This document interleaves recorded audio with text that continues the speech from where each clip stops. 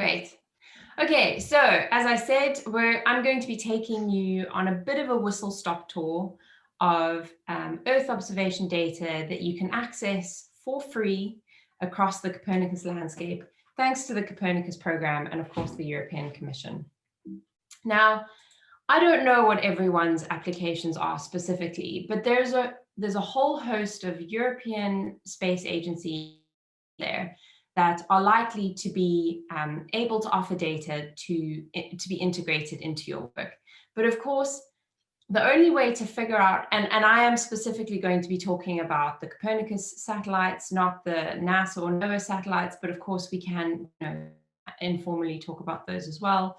But before you know which satellite data is going to be good for you, you kind of need to know quite well what your application is going to be. Because if you're looking at harbor scale events or beach scale events, or if you're looking at bay scale events, perhaps the impact of water quality change, water treatment changes to water quality and the influence on turbidity, light penetration, and chlorophyll, or if you're looking at larger sort of coastal events, or maybe you're even interested in the impact of climate mode events like La Nina or El Nino on broader sort of chlorophyll patterns, sea surface temperature patterns, which are impacting on a small island state's ability to continue sustainable fisheries. But the data that I'm going to talk about today that could fit at any of those scales. So, you know, on the climate mode scale, we can look at 300-meter resolution data. But if at harbor scale events, then maybe you need high resolution 10-meter resolution data.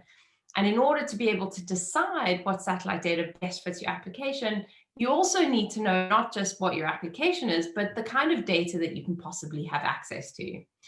Now, the ones I'm going to talk about today are Sentinel 1, 2, and 3. These are the sort of three workhorses of the Copernicus program. There is also 5P and 6 coming out later this year or beginning of next year, but these are the three we're going to talk about today.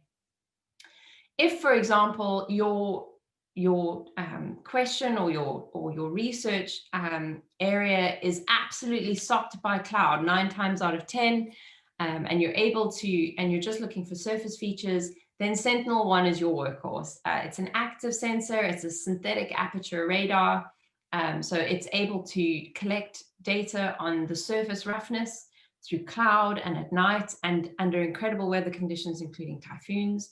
So it's able to sort of penetrate that sort of atmospheric component that passive and optical sensors cannot.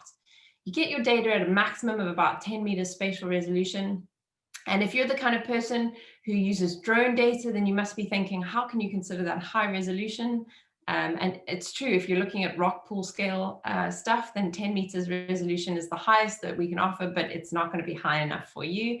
And if you're looking at wooden boats that are 2 meters long and you're trying to monitor their activity, this is not the satellite for you, unfortunately. But anything over sort of 10 meters, this is a great option. Now, Sentinel-1 is ostensibly or primarily a terrestrial mission. That's what it was designed for, but it does have marine applications, and we'll talk about that later. The data are offered at level 1, which means it hasn't been processed, and at level 2, where you have some products included. And I'll sort of explain what the difference between level 1 and level 2 a bit later. Then we get to Sentinel II. This is my baby. This is a passive sensor. It's an optical sensor. You get the data at 10 meters spatial resolution. And my God, it is beautiful data. Really taking a look at Earth at such high resolution in the coastal zone has really changed things for me. I never in my lifetime thought I'd get to work with such incredibly high resolution data. A terrestrial mission, but the marine applications are quite broad, and we'll talk about that in detail as we go. Again, the data are offered to you at level 1C, so there is some calibration that's taken place, and then level 2 data as well. Finally, we get to Sentinel III. This is kind of also my baby. I must be honest, I just sort of love all of them. So this is quite an interesting satellite because you get a lot of bang for your buck. You've got 3 sensors collecting you data on the same satellite. So you've got a mix of passive and active sensors. You've got optical plus an infrared radiometer plus radar. At best, you're getting 300 meter spatial resolution for the ocean color data. You get about 1 kilometer resolution for the sea surface temperature data. And then, of course, a long track altimetry. This is the one and only primarily marine mission. So this might be highly relevant to everyone who's from CFAS. This is your marine guy, and data are offered to you at level 1, and at level 2 you get the data and the products. They're very different satellites, but they all fall under the Copernicus program. And within the Copernicus program, the responsibilities or the segments are shared and split between the European Space Agency, ESA, and EUMETSAT, which is primarily a meteorological, European meteorological organization. And those 3 segments are space services and in situ.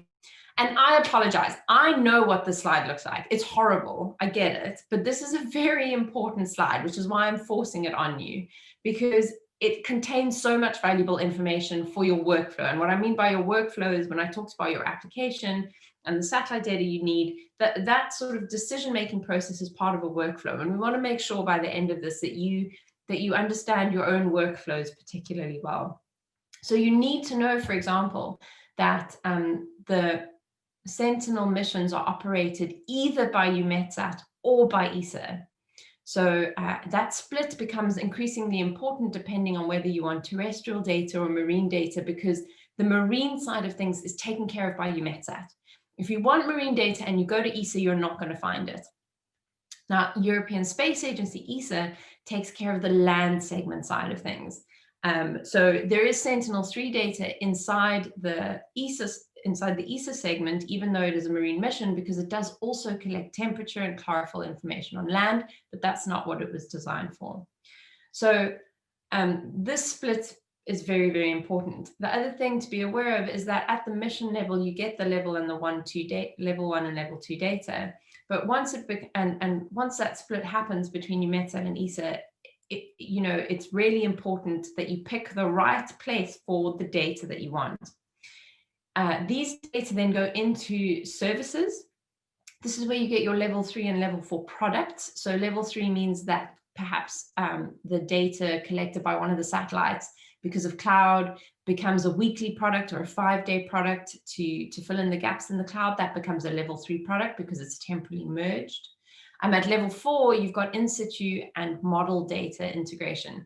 And for those of you who've used CMEMS, this probably all sounds quite familiar, but there are a whole range of implementation areas here, including climate emergency responses through ECMWF and CMEMS and other organizations like that. And then, of course, all of the in situ data from the atmosphere, the land and inland water, climate emergency and security all come from contributing agencies external to that.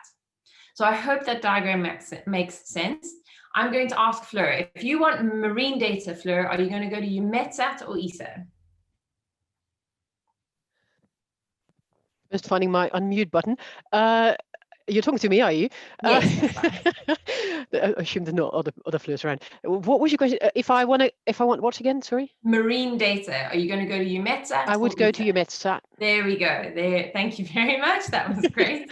That was a bit shocking, sorry for but putting you on the spot, but that's how I roll. I put people on the spot. Yeah, that's all right. Maria, if you could tell us where we would go if we wanted terrestrial data. I will go to ESA. There we go. Perfect. So you guys have got it. That is the key. If you switch from this point onwards, I know this diagram looks awful, but I feel like you've probably got enough information from this point on to be able to have a good workflow. So good. Right. I'm going to start in order. So I'm going to start with Sentinel I, go to Sentinel II, and finish with Sentinel III. This is our synthetic aperture radar Sentinel I, and here you can see it moving along the surface of the Earth, and look how it is going through the cloud. It doesn't care about cloud. It's just collecting beautiful surface data through that low-lying cloud and giving us crisp, clear imagery of the surface. Now, the data goes back to 2014, so we already have quite a nice time series of data. Sentinel 1B was launched in 2016. Now, there's always a constellation. Sentinel 1, 2, and 3 are always composed of an A and B satellite to create this constellation. Both of them carry a C-band synthetic aperture radar instrument. This is, like I said to you, it's the active sensor, and you saw in that previous video that it was collecting data through the cloud, and it can do that. It can also collect data at night. And what it is doing, it's like a bat. It's sending a signal. It's an active sensor, and it's reading what bounces back to give a surface-only signal. It's a bit more complicated than that, actually, because we saw it flying along gently and collecting data. But actually, Sentinel-1 to me is just quite a hectic mission. It's switched off most of the time, and only switches on over key areas. That is to increase the lifetime of the satellites, but also because collecting data randomly means that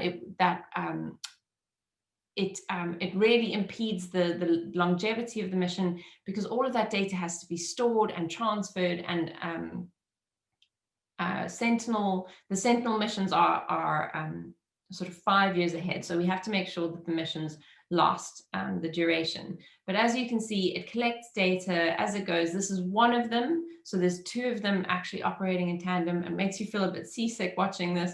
But it switches on over key areas, and most of those areas are over the land, but it does also collect data over the ocean.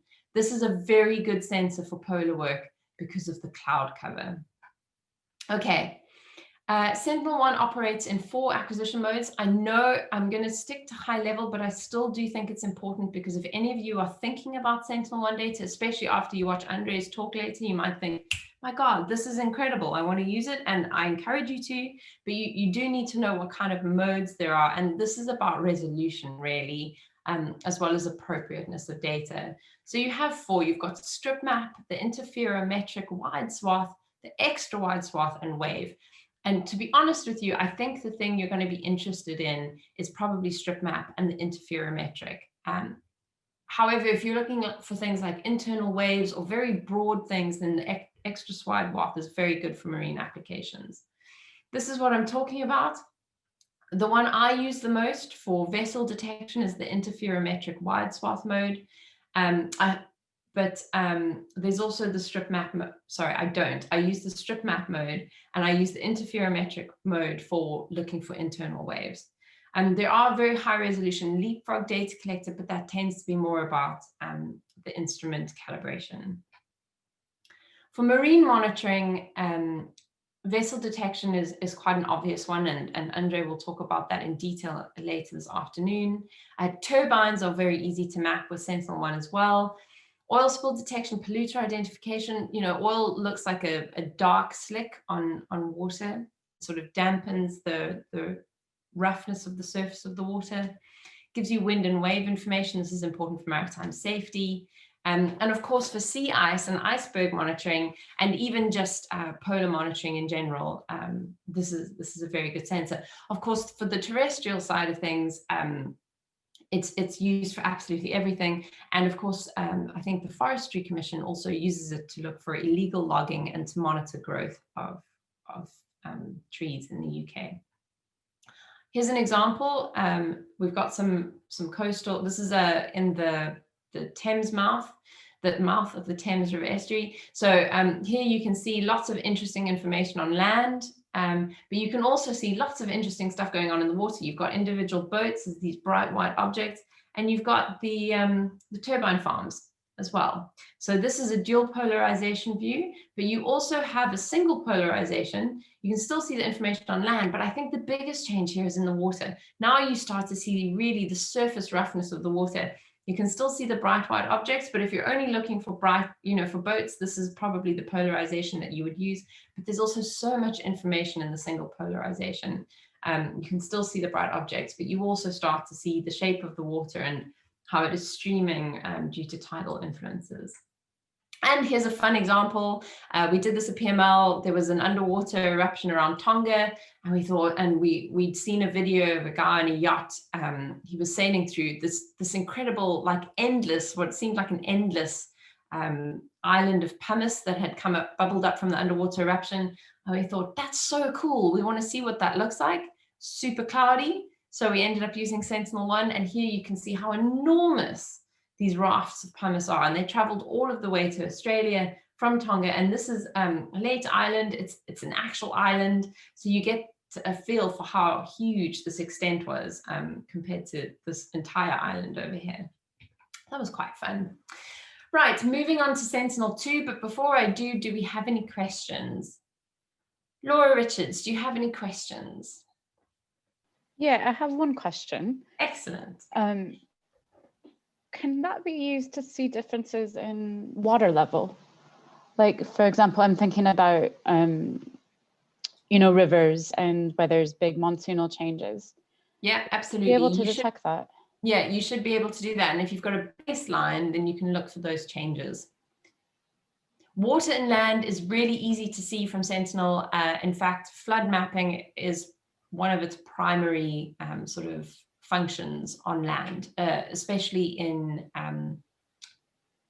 what's the word I'm looking for? Is not rural, in rural areas, because of the 10 by 10 meter scale. For looking at sort of much smaller events, like, is this block flooded? You know, there's a claim that we need to process. Can we go back and see how badly flooded it was? Then you tend to need to use commercial data at higher resolution. But I think for things like rivers, as long as your river isn't tiny, the 10 by 10 meter resolution is probably fine for you. So yeah, I think it's a very good candidate for that sort of work. Real cool, yeah. Thank you. We got two other questions, I think. We have one in the chat and one, I think, from Jenny. So if we go to Jenny first. Hi. Hi, Jenny. So I was just wondering, when you were showing the kind of video of all the kind of piecemeal coverage, is there a kind of regular repeat coverage of certain areas, or it kind of looked slightly random in the video, but I assume there's a kind of logic behind it? Yes, so the revisit time is a few days. So because of the constellation, they're both operating at the same time. And so they fill in the time gaps. And so the revisit time of Sentinel-1 can be just a few days, depending on where you are. And it can just be a couple days if you're very lucky. So we tend to get quite a good revisit time over the UK because it's a priority area. And the poles are also priority areas, and it's easier to cover at the poles because of their polar orbiting satellites. So yeah, even though it looks incredibly scattered and random, it is very regular in terms of the data that it delivers. I'm going to pre-apologize for mentioning this / asking this question of Lauren. I know for certain projects, ESA can also task Sentinel-1 over marine environments for particular projects. That's something they still do, I think. Oh yeah, and Sentinel-2 as well. So Sentinel-1 and 2 collect data where they collect data, but there have been examples before. I think Gwa Jones was instrumental in this from JNCC. She managed to extend collection, I think it was either Sentinel-1 or 2, over some of the smaller islands as part of the Overseas Territories Monitoring Program. So there wasn't data collected over those small islands before, but Gwa got it collected. And I think that must have been Sentinel-2, because then we also arranged through ESA to get Sentinel-1 coverage over some smaller islands in the Southern Ocean as well. So they're very open to that. They might, and we're in the UK now, I don't know how open to that they're going to be in the future, but certainly historically they have been quite open to tasking the satellites over different areas where they don't provide coverage already. Excellent. Cheers, Planner. Second question from Michelle Walker. Can Sentinel-1 be used for freshwater applications, for example, pollution spotting, fluvial habitat types, bed material mapping, and the like? Yeah, as long as your pollutant sits very clearly on the surface. So there's no penetration at all. Like I said, it's like a bat, right? So all it's doing is it's reading what bounces back off a surface. So as long as your application, certainly for that application, it's good, it's a good candidate, like oil spill pollution, but it really depends on what you're trying to see. So Michelle, do you want to tell me a little bit more about what you are looking at? Yeah, I'm just interested. Sorry, I'd missed the bit where you said it didn't penetrate the water, so I thought radar was something that could go down through the water column. So I wondered if it could pick up things like maybe increased turbidity in the water column, or I mean, I guess it depends how the pollution interacts with the water surface as to whether it can pick that up. Yeah, maybe you could. The thing I would say is, though, you are going to be very interested in hearing what I have to say about Sentinel II. Especially Okay. looking at changes in turbidity in inland waters. Yeah. Great. Yeah. So the other thing I thought was maybe picking up pool and riffle habitat types, because that's something we'd be very interested in rivers. But I guess it has to be a big enough river for the resolution, the spatial Sure. resolution. I mean, classifying different land cover types or sort of underlying types is certainly possible from Sentinel-1, and it is used extensively for that as well. But I have a feeling Sentinel-2 is your guy. Okay, thanks. And So, then- any other questions? Yeah, we have one final question on Sentinel-1. Do you know the default operating mode, or sort of do you know when it switches between the different modes? So it's collecting as it goes. So it depends. So over the marine environment, it tends to collect by default in the extra wide. Over land, the default tends to be the interferometric, and then the leapfrog event tends to happen sort of randomly. It can be a bit random. Okay, and then I'm assuming that data from all of those different modes will get merged in things like level 3 and level 4 products, I'd assume. Yes. So what's interesting is the level 3 products are very interesting. It can be a bit opaque, but there's a lot in there, and it can feel a bit trial and error. But yeah, the level 3 products are you can pick up wind direction, as a product. So you can just open up the Sentinel 3 level 2 and 3 data, and it'll be like, this is the windrows. So there's a lot that they've done with it, but it always feels a bit opaque compared to the other Sentinels in terms of what's out there and how to do it. Excellent. Perfect answer. Okay, any other questions? We can always circle back at the end. If you think of something later, I am able to switch back to Sentinel-1 if you need to. Okay, Sentinel-2. The sensor aboard Sentinel-2 is the multispectral instrument.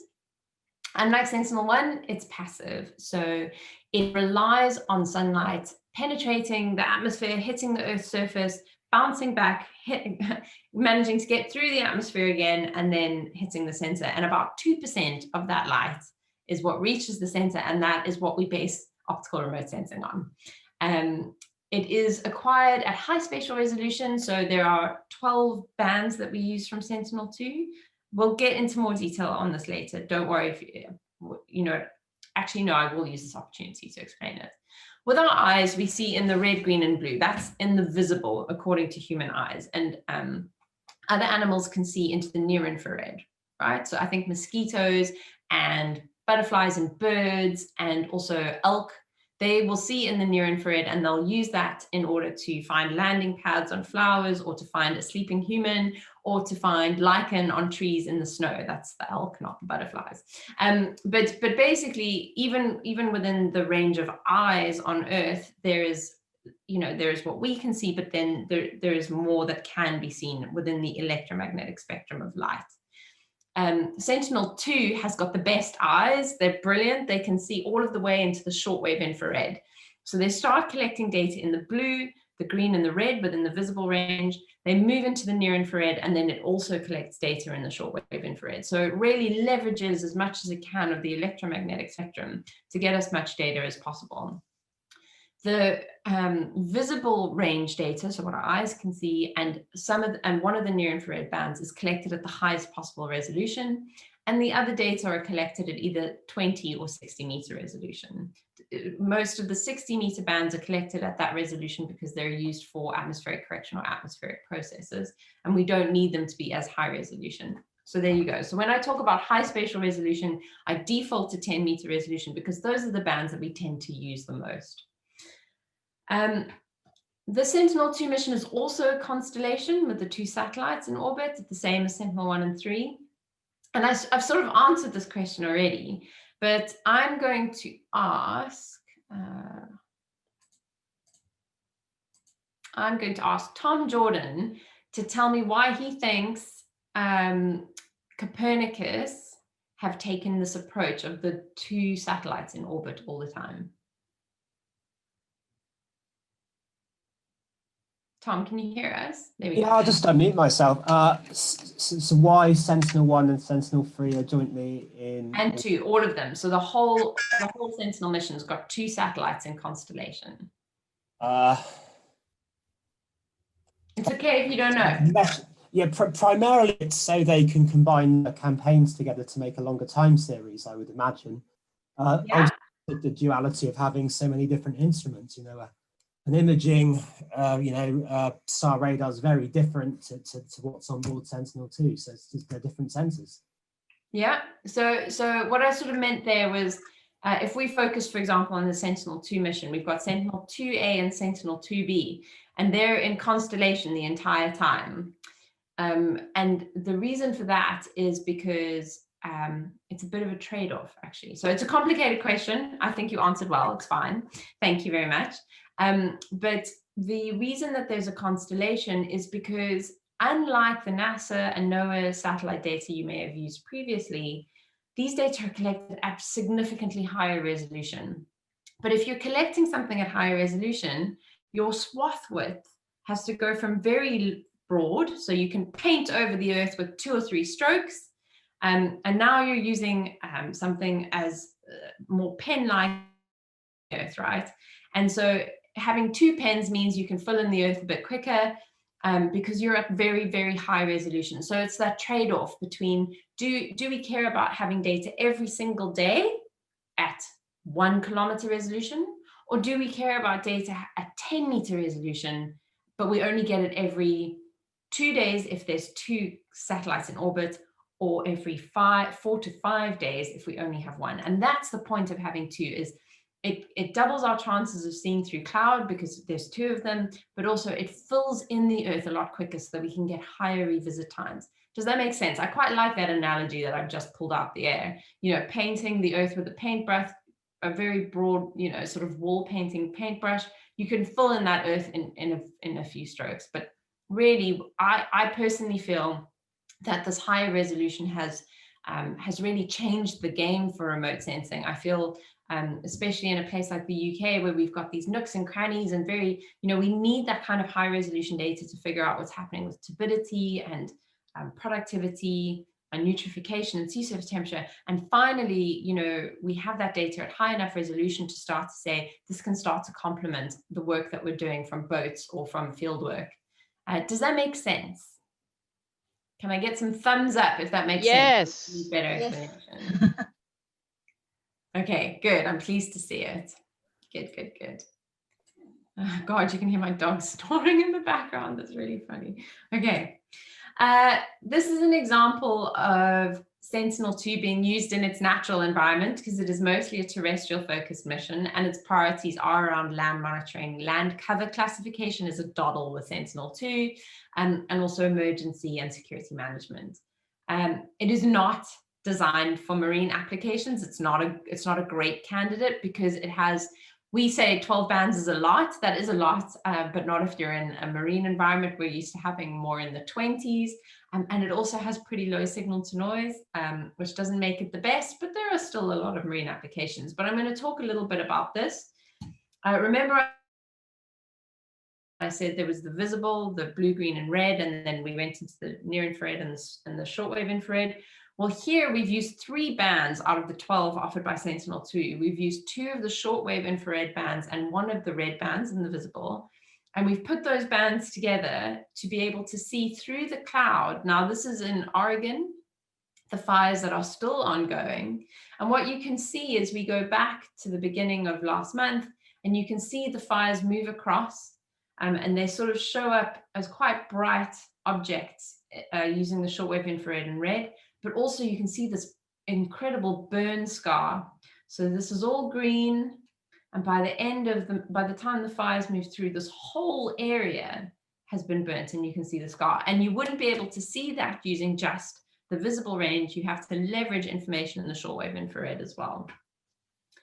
But as I said, it's not a perfect instrument for marine applications, but it does a pretty good job because of its high resolution. So that kind of makes up for the lack of bands and the lack of high signal to noise ratio. And the things that we can use it for, so this is an image that I took outside Tallinn in Estonia. These are these beautiful algae blooms that happen in the summer. This is, you can, if you look over here, you can actually see a wake from a vessel. So this is the kind of resolution we're talking about. There's another wake. There's the boat, even there's another boat. So even at, at that 10-meter resolution, we can see a lot. We can monitor water quality, especially if you're interested in things like turbidity in inland water. And it's very good for me because I use it to detect floating debris. Here's an example of turbidity retrieved from Sentinel II. We will talk a little bit about atmospheric corrections if needed later. Which is an atmospheric correction that is designed for high resolution optical data, and one of its strengths is retrieval of turbidity. And here you can see a river plume. I think this is just off France after the big floods that happened last week. And what you can see, can you see all of these brown bits inside the sort of river plume? Can you see that? Can you guys see it? Yes. That is all driftwood, wooden debris, terrestrial debris that's been washed into the water and is now creating a substantial navigational hazard because these are quite busy ports. So being able to track that and observe it is phenomenal. It's incredible that we can do that in the coastal zone, but it's one of its multiple applications. The other thing people might be interested in is the sediment plume, the extent of it, where does it go? Because that is useful information for putting into coastal models of water transport, because watching how that flows under those extreme conditions is incredibly helpful information. So that's just a couple of examples of Sentinel II. The thing I use it for, this is a product that's going to be released by NEODAS as one of the products, is a floating debris index. It's democratic. It picks up everything floating on the ocean surface, but its strength is that it does it at sub-pixel resolution. So what that means is we leverage the near-infrared band to highlight stuff floating on the surface of the water, because water is very good at absorbing light in the near-infrared. So we leverage that information to say anything that's reflective in the near-infrared must be not water. And so if you're looking to track macroalgae, or if you're trying to track navigational hazards like we saw before, the information in the near-infrared can be leveraged through this floating debris index provided by NEODAS as a product, for example, to monitor those floating aggregations. So here is a true color image, the RGB like our eyes can see, and you can see a lot of sargassum seaweed moving to the coastline. But when you apply the FDI, you start to see that there's so much more than we initially saw just using the RGB. And if you want to hear more about some floating debris work that I've been doing, I am giving a talk this afternoon. Okay, question time, hit me. We have none in chat. Is that because you're all exhausted and bored already, or is it because I am so good at explaining that you have no questions? Can I quickly ask about that floating debris? That last one that you showed, was that just Sentinel II, or was the index also include something else? Yeah, so it's just Sentinel II, and what I've done is instead of just using like eyes like I have, I've used the information in Sentinel II. So its eyes can see visible near-infrared and shortwave infrared, and I have leveraged the near-infrared to say, show me what's on the surface of the water. So it is all Sentinel II. Oh, so that's the way that I've used the bands. Could you please, could you please repeat what did you say about the model that you use to correct for turbidity? Yes, so I don't use it to correct for turbidity. So remember I told you light hits the Earth after it's gone through the atmosphere. It reflects off the Earth's surface and then has to go back through the atmosphere in order for the satellite to see that light. In order to remove the contribution that the atmosphere makes, we do an atmospheric correction. Now that takes into account Rayleigh scattering, which is what happens. That's the contribution from the atmosphere. It scatters light. And also, especially if we're working in the marine environment, we want to remove any surface irritation like glint, wave cap. So it moderates the surface reflectance as well. so that we can focus on getting in-water properties like turbidity. And so Acolyte is a very good atmospheric correction model that you can get for free from Arbin. So it's ACOLITE, Acolyte. And I can show you, if we have time, how to use Acolyte. But basically it pops up a GUI. And in fact, I think there's an Acolyte video that I can send you for other students that we've done previously. There's a GUI that pops up, you input your data, you tell it where it is, you've downloaded a Sentinel II scene or a Landsat scene, you then tell it where you want the data to be saved, and then it does an atmospheric correction for you. And there's a manual when you download Acolyte itself that I recommend you read. It's like a Bible. I still refer back to it all the time, and I use Acolyte on a daily basis. And I still go back to it to double check myself or to think, because there's so much you can do with Acolyte. It's a great atmospheric correction. The other benefit I'd say about Acolyte is the developer is a very approachable person who is very keen to help anyone who's using his product. He's one of those rare and beautiful individuals that when you post a question on the forum, he will get back to you within a day, and he will answer all of your questions with utmost patience. He's fantastic. His name's Quentin van Hellemont. And yeah, it does make using Acolyte a lot nicer because he will answer your questions. Okay, we have a couple of questions from the chat. Yeah. One from Izzy Hassel. How does the coastal band in Sentinel II compare to commercial satellite coastal bands? I'm assuming, Izzy, you can correct me if I'm wrong, but I'm assuming you're referring then to things like the resolution. So are you talking about, what is it, the 450 band, right? Yeah, band 1. Yeah. So, I mean, I've not used it, so I don't use that coastal band at all. In fact, it's one of the first things that I do is I lob off band 1 and band 12. I don't use them at all for my work. So I don't know how to answer that question completely honestly, but the only thing I can say from a resolution standpoint is, of the freely available satellites, Sentinel II is the highest resolution in that respect. Yeah, but I think Izzy might be more worried about the sort of signal to noise. Okay. I don't know, Izzy. I think it's probably sufficient. If your commercial satellite that you're thinking of is specifically a marine sensor, then it might outdo Sentinel II in that regard, but I doubt it. You could correct me if I'm wrong. No, that makes sense. Just I remember using WorldView 2, and at the time it was kind of heralded as, oh, the coastal band's really good for looking in, like I was doing satellite derived bathymetry, so it was good for that in that respect. So I just wasn't sure how that compared, but no, it'd be interesting to see. Might try it with Sentinel honest, 2. I've used WorldView 2 and WorldView 3, and the first thing I did is I lobbed off. But I think again, that's a workflow question, right? Is it was the right satellite sensor, but that band wasn't necessary for my workflow. So I'm afraid I just don't know. It's a very good question. The next time I have a meeting with NOAA, I'll have a little ask for you and figure out how they feel about their coastal band. They're very proud of it. They talk about it. I just ignore it. And then our final question, cheers, Blazy. Oh no, not final question, penultimate question from Tom. It's a really good one. The floating debris index data that you create, is that a level 4 data product, or is it a different level? No, it's a product, so it would be level 2. I don't do any sort of merging, so it's not level 3, and there's no model data or in situ data, so it's not level 4. So it's really quite basic, and I can show you a little bit later how the level 2 product.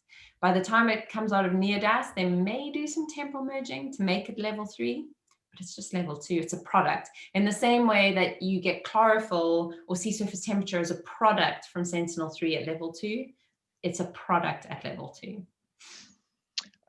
Cool. It's a very good question. Yeah, the understanding product levels can often be a confusing aspect. I've worked in I'll talk about it more when we go through the Sentinel 3 stuff, because that's where we do the most amount of training. And then the final question is a very specific one about Sentinel II. The Sentinel II digital values seem to be two big numbers. They've been multiplied by 10,000. Is there a specific reason for that? Now, I don't know that there's what the specific reason is, but often when that's done, it's because it's just an efficient way of storing the numbers in the file. So it could be to do with that, or it could be to do with improving the sort of signal to noise ratio and having a sort of a much sort of higher resolution data gathering from the actual sensing perspective as opposed to the spatial resolution. Yeah. But unless Lauren has an answer, that's the best I can give on that one. Yeah, it's a good question. I don't know the answer. I work with the reflectance data. I've never looked at it sort of from that technical side of things, but it's an excellent question. And it's something So one of the things I've seen which does something similar to that is where the numbers, instead of storing them as a decimal float, it can be more efficient to store them as an integer, and then you have a scale factor, which you then multiply the integer by, which then gives you your float. Yeah. And so it could be down to that. That makes sense. Yeah. But I've made a note to make sure and check. If I find a good answer, Maria, I'll get it sent over. Yeah, it's a really interesting question. I don't know. Yeah. Okay. Okay. That was the last question on Sentinel II. Good. Okay, on to Sentinel III. Interesting satellite, complicated satellite. It's the blue Sentinel because it has a suite of ocean observing instruments. The mission's main objective is to deliver you sea surface topography, so sea surface height, altimetry, sea surface temperature, and ocean color. And for this one, it says 2-day global coverage, but actually you get a daily revisit. It might just be that it's slightly off your scene, so you might get the edge of a scene, but you get a scene every single day, and you get it within a day. It's pretty cool.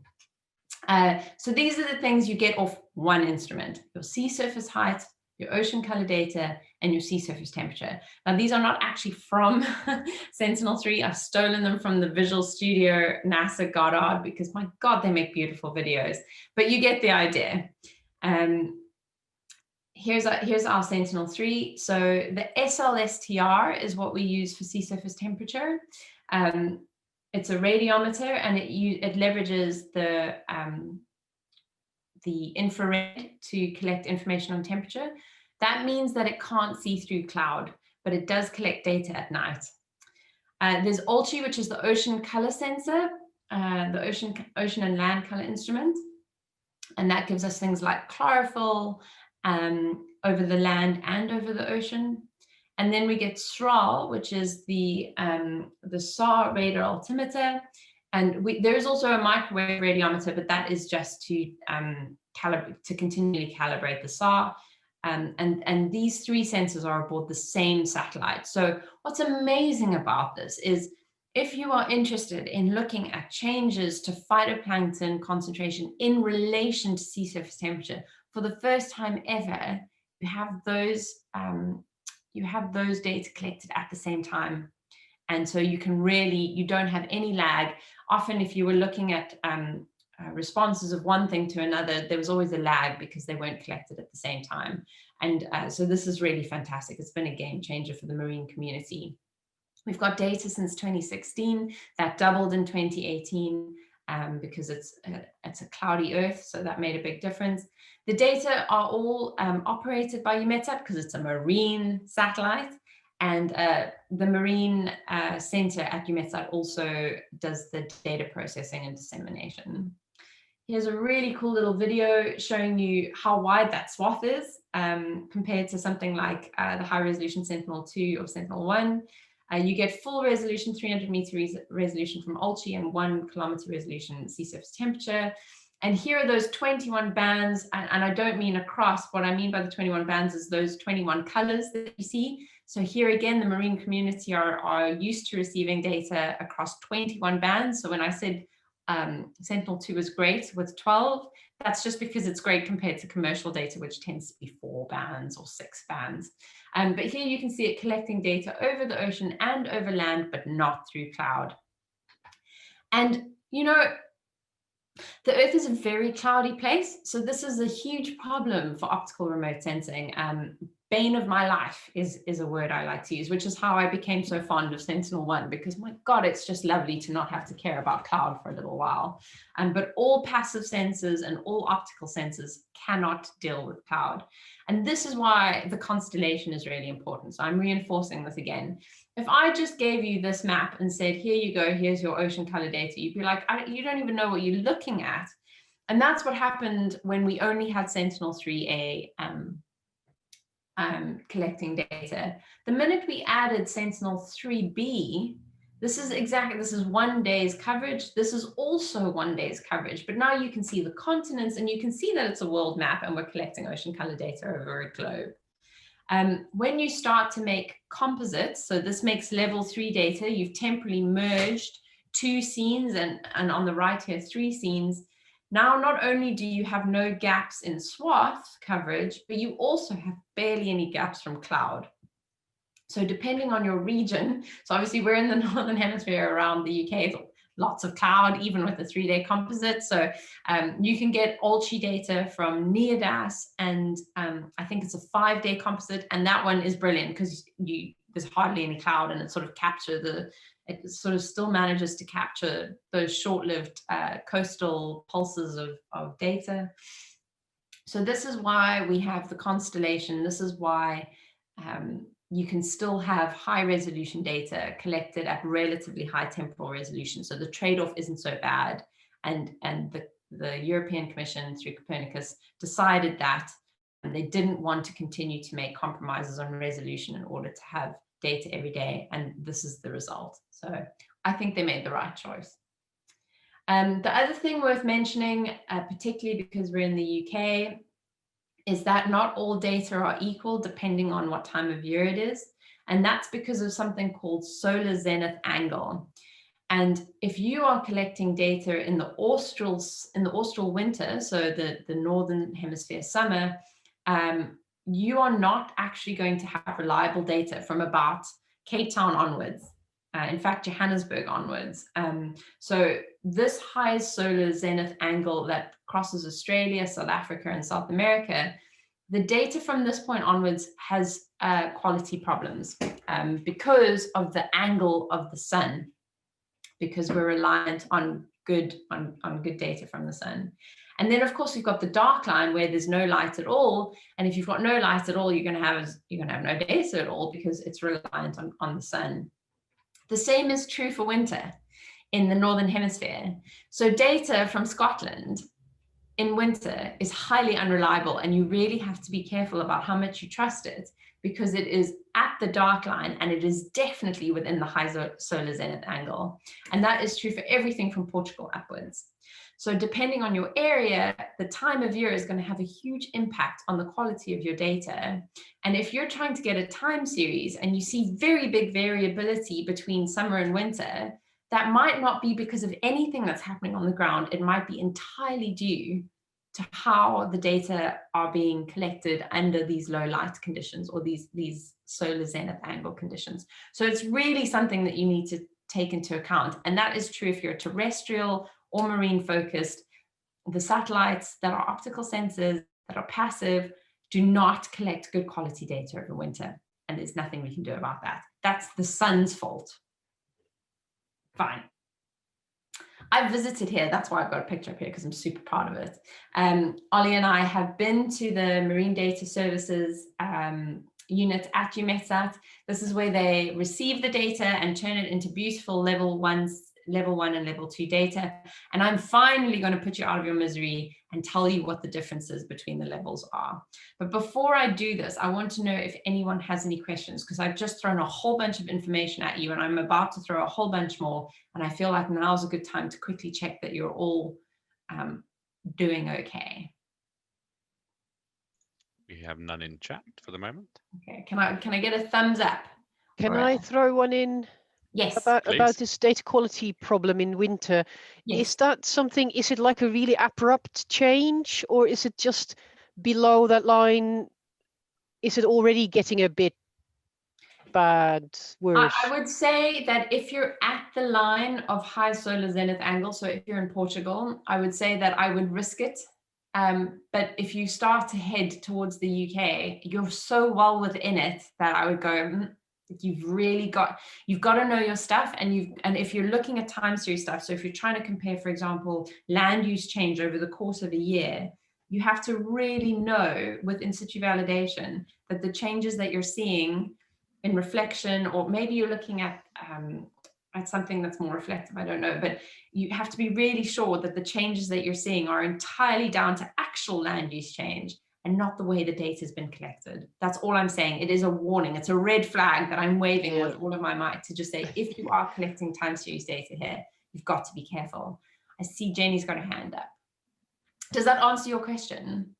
Yes, it does. Thanks. Okay.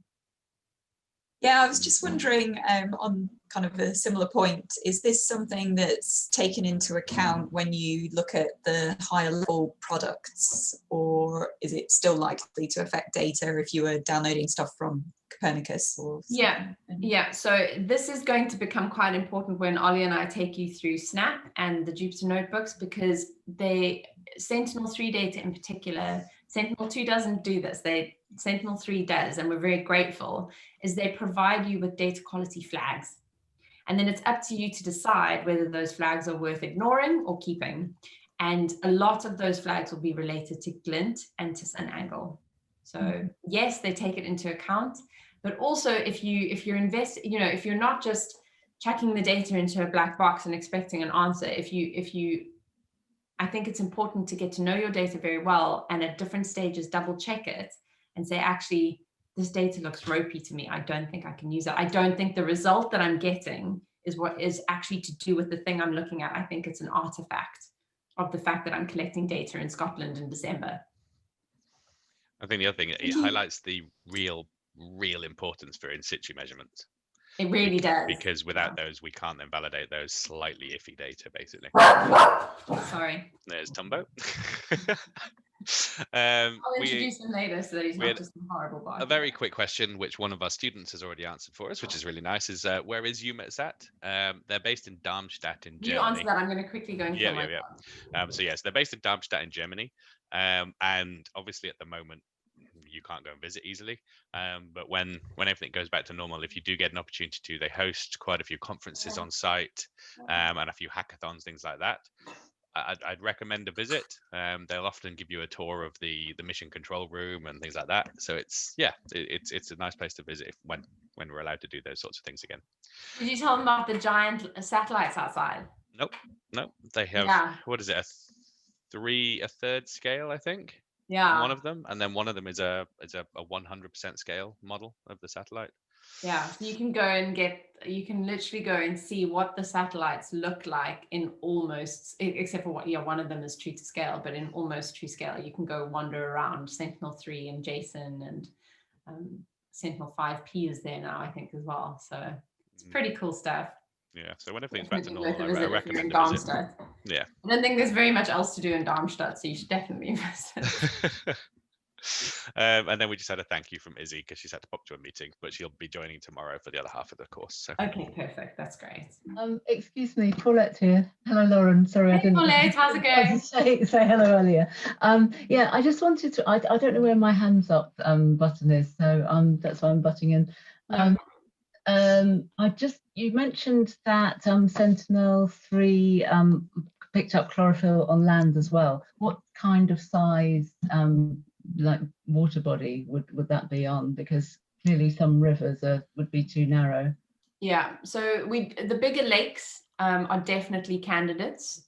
We've looked at some lakes in the last training program we did. We looked at 2 lakes in Estonia, and I was like, this one's too small, but actually it did really well. But rivers, I think Sentinel II is going to have to be the sensor that you investigate for retrieval of in-water properties, because unless it's unless it's an incredibly wide river, where I would just, I don't know, I don't think for rivers Sentinel 3 is a particularly great candidate. Yeah, so they are using it for a few rivers, but only the biggest. But the terrestrial, the land monitoring service as part of Copernicus I know they take merged products that do combinations of Sentinel 2 and 3, depending on resolution for lakes and rivers of inland waters. Yeah. So if you're interested in those sorts of data, then yeah, it's the instead of going to the CMEMS, which is the Marine Environment Monitoring Service, there is a land environment monitoring service. Okay, right. Is it the land environment monitoring service that collects land cover map, the land cover map product, or is that? I think they do as well. Obviously, the PML part is more is involved in the optical sensors for the chlorophyll data. Yeah, but I think there are things like land cover maps in there as well. Okay, thank you. Yeah, I mean, Sentinel 3 is brilliant for marine applications. When you start to leverage something in the same way that we leverage Sentinel 2 for coastal applications, when you start to leverage it for terrestrial applications, you come up against problems because you're kind of pushing the technology's ability to do its job. But it doesn't mean it can't be done. It's just there are lots of caveats. And I would say that unless you're looking at the biggest rivers in the world, Sentinel 3 is possibly not going to be as useful to you. And I realize this is a satellite specialist session. However, for those sorts of environments, the advancements in multispectral sensors for drones have eclipsed satellites for that sort of resolution. Absolutely. Now, just because they've become so cheap. You can, as a research group, you can buy a drone and a multispectral sensor for a few £1,000s now. And so they've really dominated the market over the last 2 or 3 years. Yeah, and I have to say, this is sort of more relevant to my talk later, but my projects this next year, we've got a seaplane, and it's carrying 2 multispectral cameras, a GoPro and possibly a hyperspectral camera, and it is cheap. Like, we're borrowing half of the equipment from FSF and NEODAS. The other equipment we're borrowing from ESA, and we're flying over sort of a coastal area around the Elbe River, because we need the very high resolution data that we're not going to be able to get from Sentinel 3, and we're validating Sentinel 2 data. And oh my God, the data is beautiful. Like, it's amazing. It's definitely worth considering.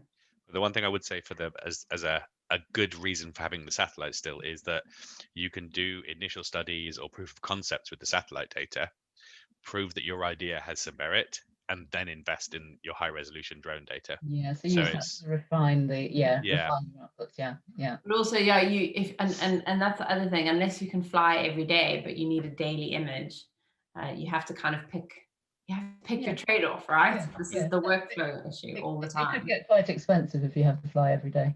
Yeah, that's it. We can fly 4 times. I'm saying, like, oh, it's so cheap, we borrowed a bunch of stuff, but actually the projects, we can only afford to fly 4 times in a year. So we're getting we're getting the data over the spring and the summer, because obviously we don't want to deal with problems with the data quality from satellites over winter. So, but yeah. Anyway. Does that answer your question? I'm sorry, I can't give you sort of more happy info. No, that's fine. That's for my sins, I've chosen to kind of work between the land and the sea. So I'm in that sort of fuzzy zone. Yeah. Okay, I can relate. We can all empathize quite greatly with that. Yeah. Okay, are we happy? Shall I move on to the data levels? Because this is applicable for all of the Sentinels and possibly all of the data that you'll use. Okay, I've got some thumbs up, so I'm going ahead. Yeah, good to go. Right, processing levels. I hope that you never have to work with level 0 data unless you are actually part of, what are they called, the group at UMETSAT? The CalVal team. Unless you're part of operations, I really hope you never in your life get sent some level 0 data. What you want to be working with at the minimum is level 1 data. This kind of data is only really useful to you if you are very particular about an atmospheric correction that you want to apply. So again, in terms of your workflow, you have to ask how much you care about a specific atmospheric application compared to the one that's delivered by default in the level 2 product. So for example, Sentinel 2 and Sentinel 3 data are delivered at level 2. And I have to say, on the whole, those are very good products and very good data. So the atmospheric correction that is applied by default to Sentinel 2 is terrestrially focused, but actually in the marine environment, it does very well. compelling reason to use a different atmospheric correction, like I do, because most atmospheric corrections dampen a surface signal and I want to highlight surface signals. So I do a Rayleigh correction and then do something else. So it really depends on your workflow.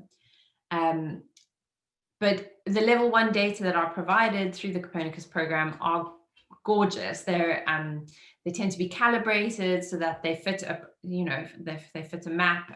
They've got the lats and longs attached. They're reconstructed and they're calibrated. They're time referenced, and you get them at full resolution. Is what I suspect all of us will be working with, unless anyone has different motivations.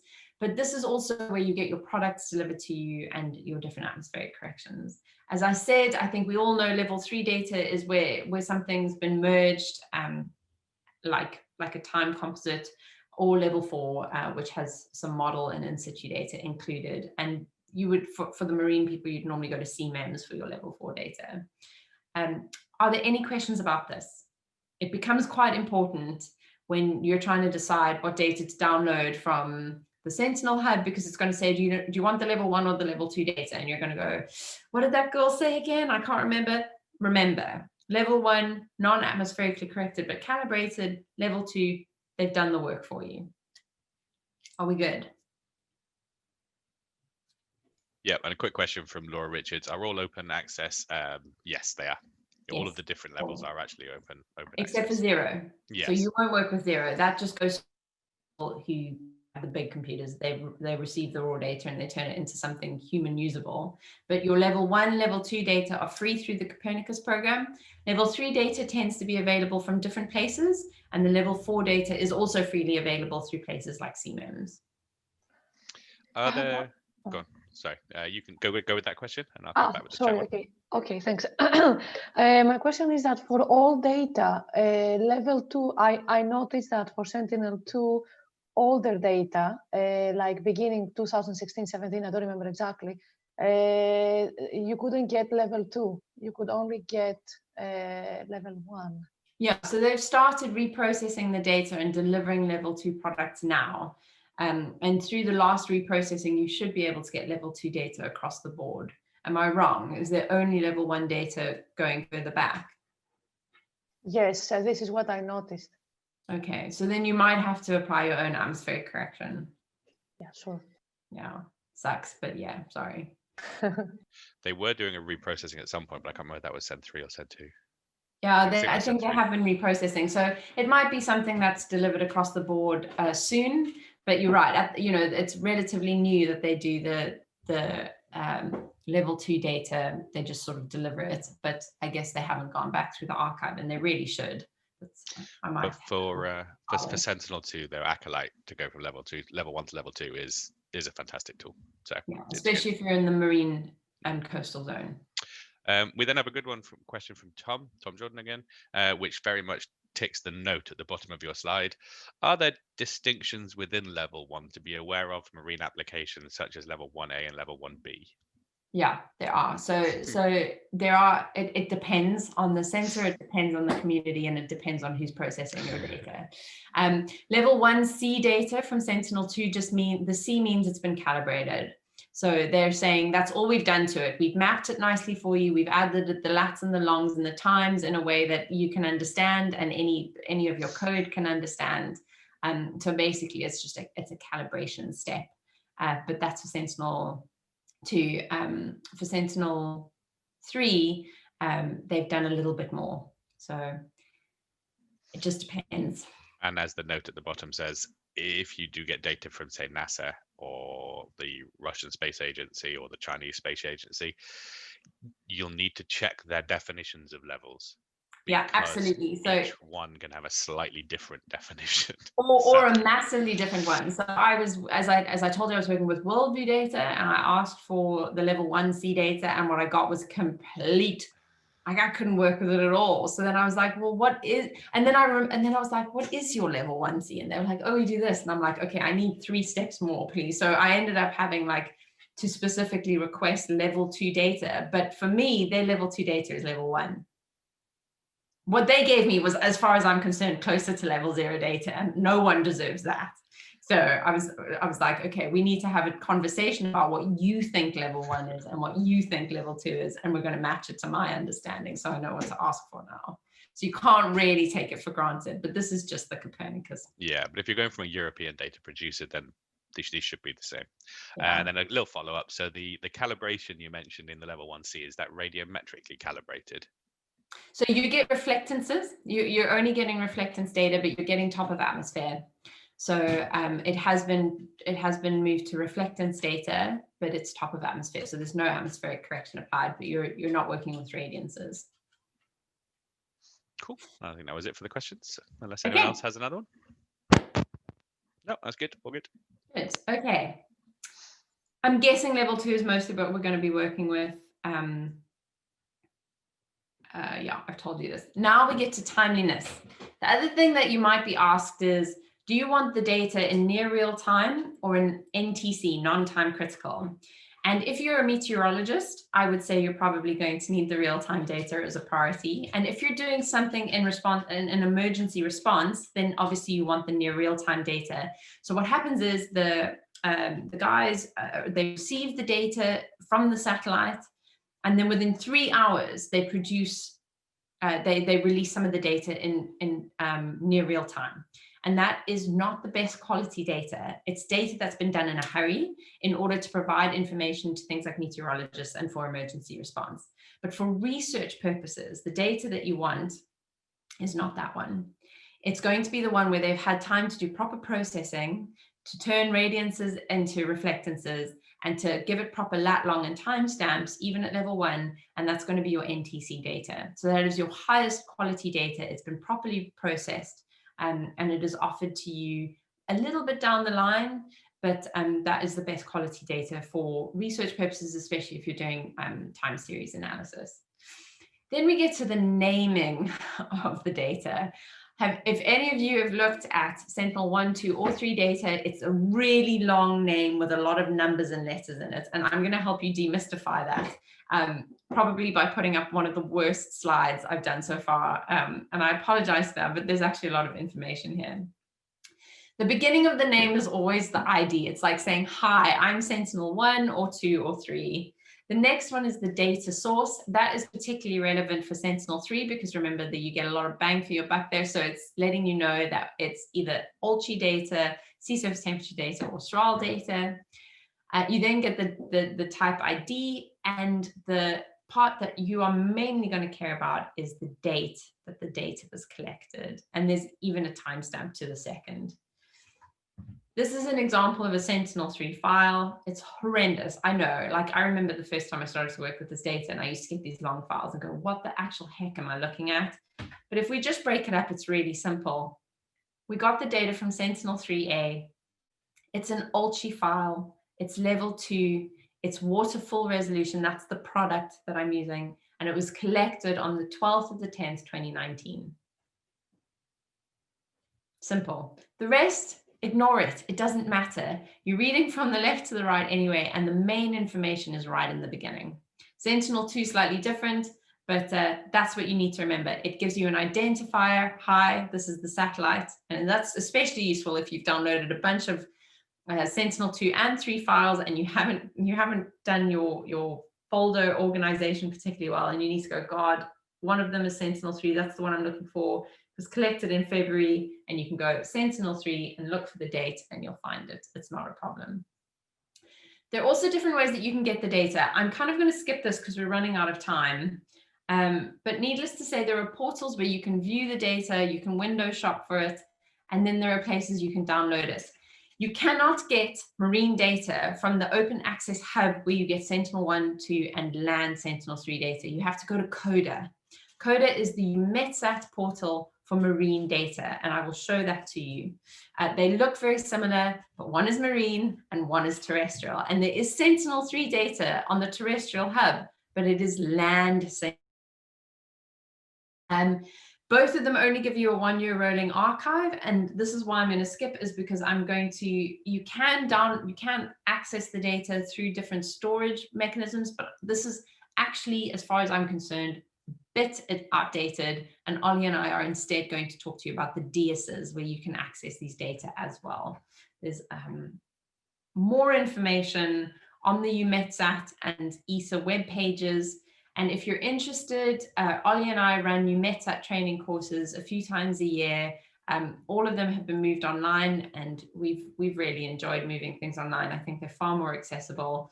And if you are interested in learning absolutely everything there is to know about Sentinel 3, then please do look on the website, because we've got some courses coming up early next year. Sentinel 3 is great for things like monitoring harmful algal blooms, tracking storms because of the long track altimeter, and also things like waterborne diseases, which was a project that fascinated me when I was working at CFAS, using things like sea surface temperature to track the likelihood of cholera outbreaks, which I just still think is such a brilliant use of sea surface temperature data. Okay, wrapping up, in terms of your workflows and within the limitations of the sensors themselves, there's no end to what can be done with satellite data. And this is especially true if you combine them to tackle a single problem. An example of this is the tracking of pelagic fish species, which was a project that I did a few years ago, and I loved it. But we used radar data, AIS data, chlorophyll data, sea surface temperature, and sea surface height in order to understand mackerel distribution patterns. And I love that because it's a really good example of using multiple sources of data to tackle a single problem that isn't really, can't really be fixed through ordinary means. So that is me done. That took a little bit longer than expected, but I'm pleased that you asked lots of interesting questions, and I am happy to answer some more before I move on to a quick workflow exercise. Do we have any questions in the chat? Nope, no chat questions. Excellent.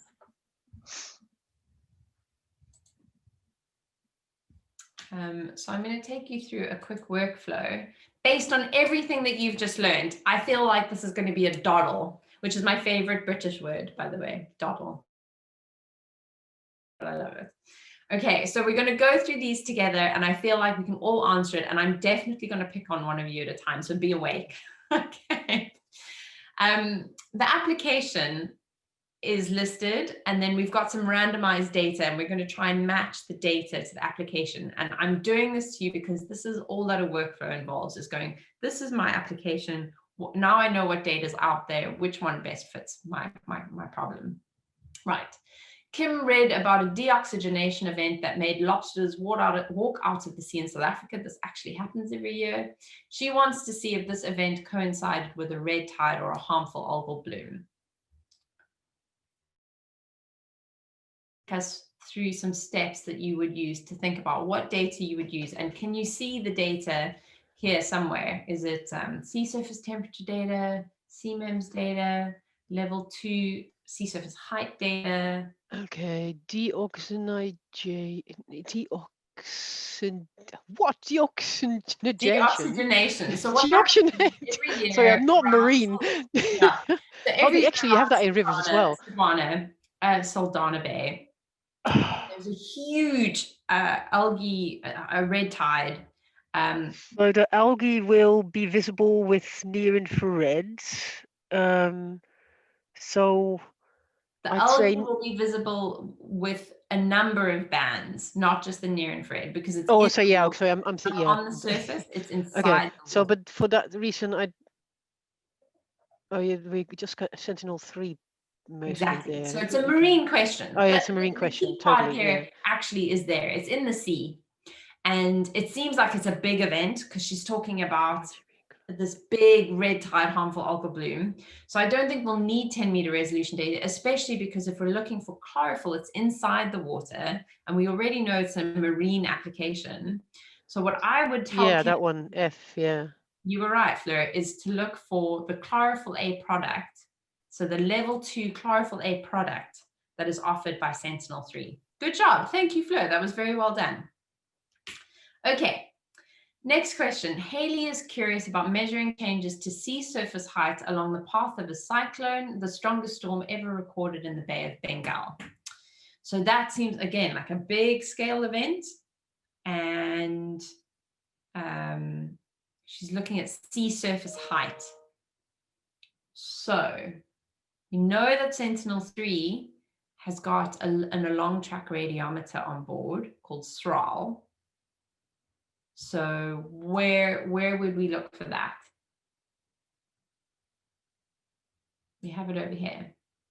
We have sea surface height anomaly data, which is a level 2 product from Sentinel III using the along track radiometer. Okay.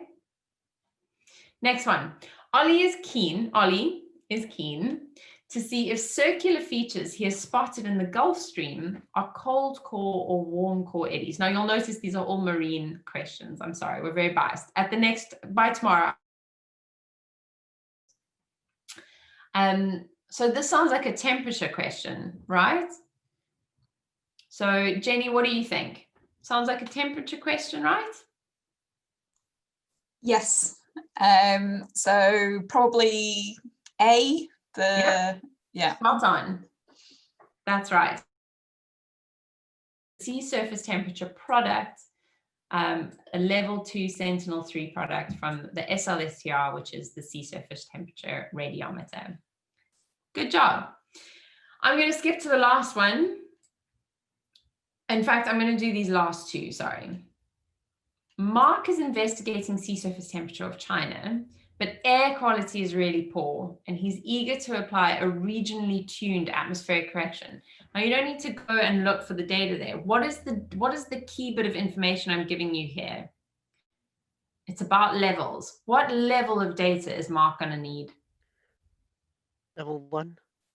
Exactly. He wants to apply his own atmospheric correction, so he will not go to level 2 data. His own atmospheric correction. And this one you should know because I've literally just given you an example. Christine thinks she might be able to relate mackerel abundance to sea surface temperature and chlorophyll around Scotland every summer.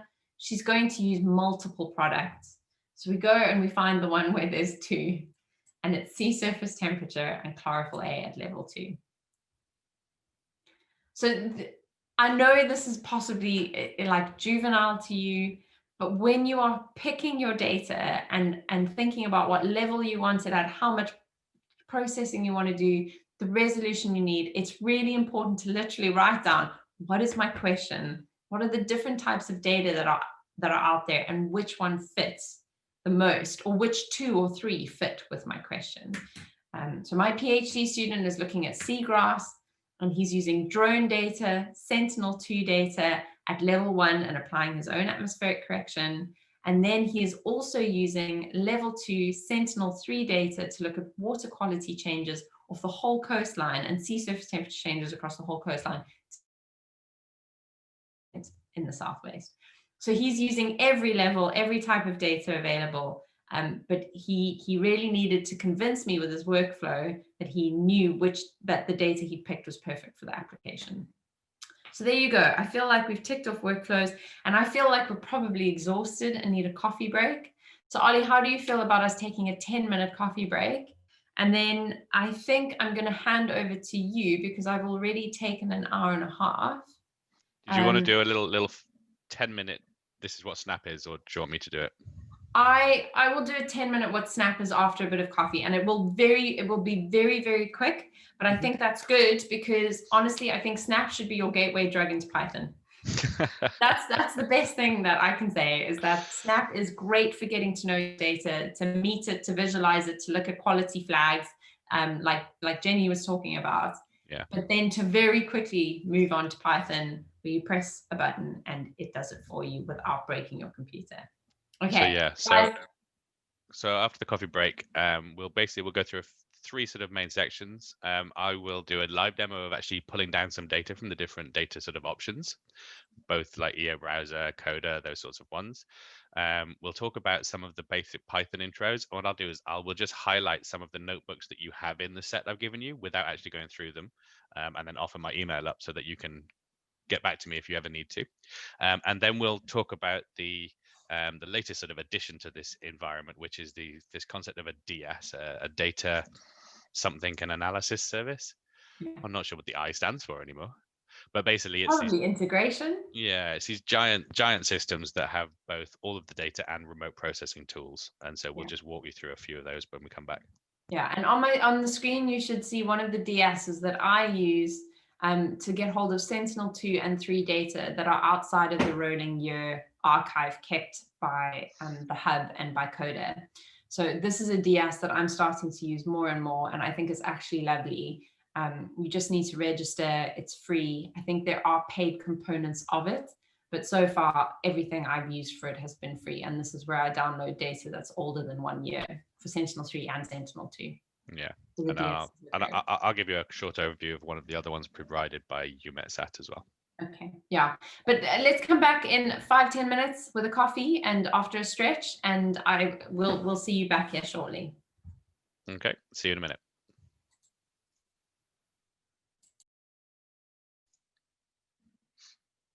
Hi everyone, I'm back before Lauren, so if anyone else is there and they have any questions, feel free to bug me about them now. Hi, I have a question. Sure.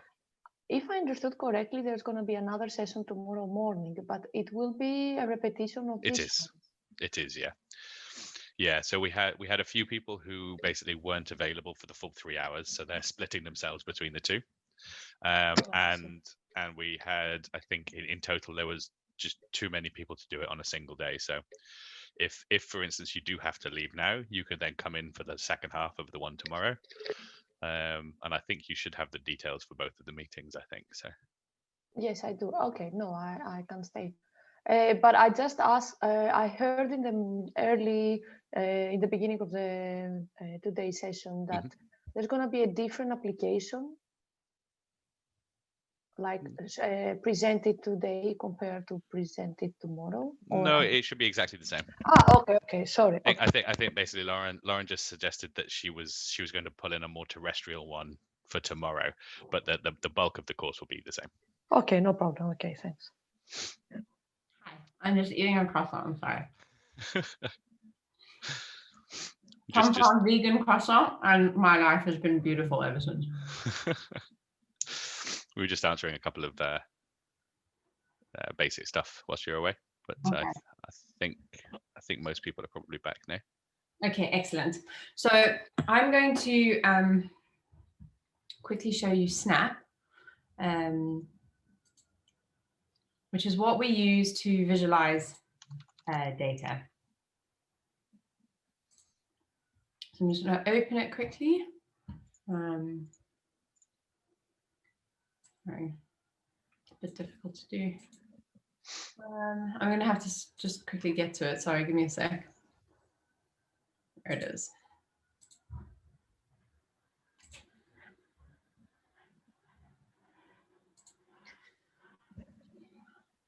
It's just busy updating. Of course it is.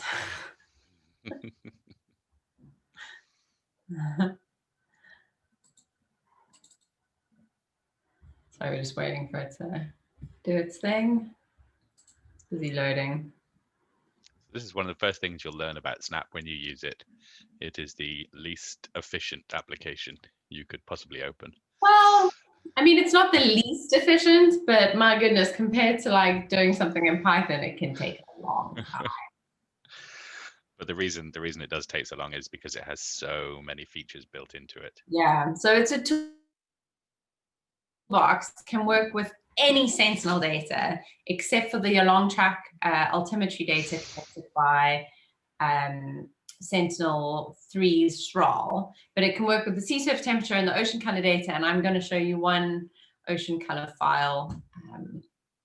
So when you open it, oh, come on, it just looks like this. It's pretty boring, but you can already see that there's a couple of interesting things built in. There's some toolboxes over here and pixel information built into over here and some tabs over here. But the first thing we're going to do is apparently break Snap. Oh, here we go, sorry. It's just because I've got too many things open and it doesn't like it. Okay. So it's checked some updates for me. And the first thing I'm going to do is quickly open some data. So yesterday I went and downloaded some nice data and I put it in here. And there were so many beautiful things I wanted to show you, but I'm just going to pick one of them because it's got some inland water as well. And when you open a Sentinel III file, this is different for Sentinel II and for Sentinel I. You go for the manifest. So you have all these different individual things that you can download. You've got the reflectance bands. These are atmospherically corrected because this is a Sentinel 3B Ulchi level 2 waterfall resolution file. And you've got all of the products as well, but the manifest has everything crammed in. So you can see at the bottom that it's reading the file in. It's just taking a little bit of time. And if you think this is slow, wait until you start working with Sentinel II because of the high resolution. So within the bands of your product, so here we go, this is that long name we were talking about, but we don't care. What I care about is the fact that that this date over here is the first of the month, and it was the waterfall resolution level 2 Ulchi Sentinel 3 data. And what I'm interested in is chlorophyll. Now, there are two chlorophyll algorithms that are used. One is a neural network and one is the more conventional OC4ME. This one is more of a machine learning approach, and it includes a different approach to atmospheric correction as well. And this product is very good for the coastal zone, whereas this one is very good for open waters.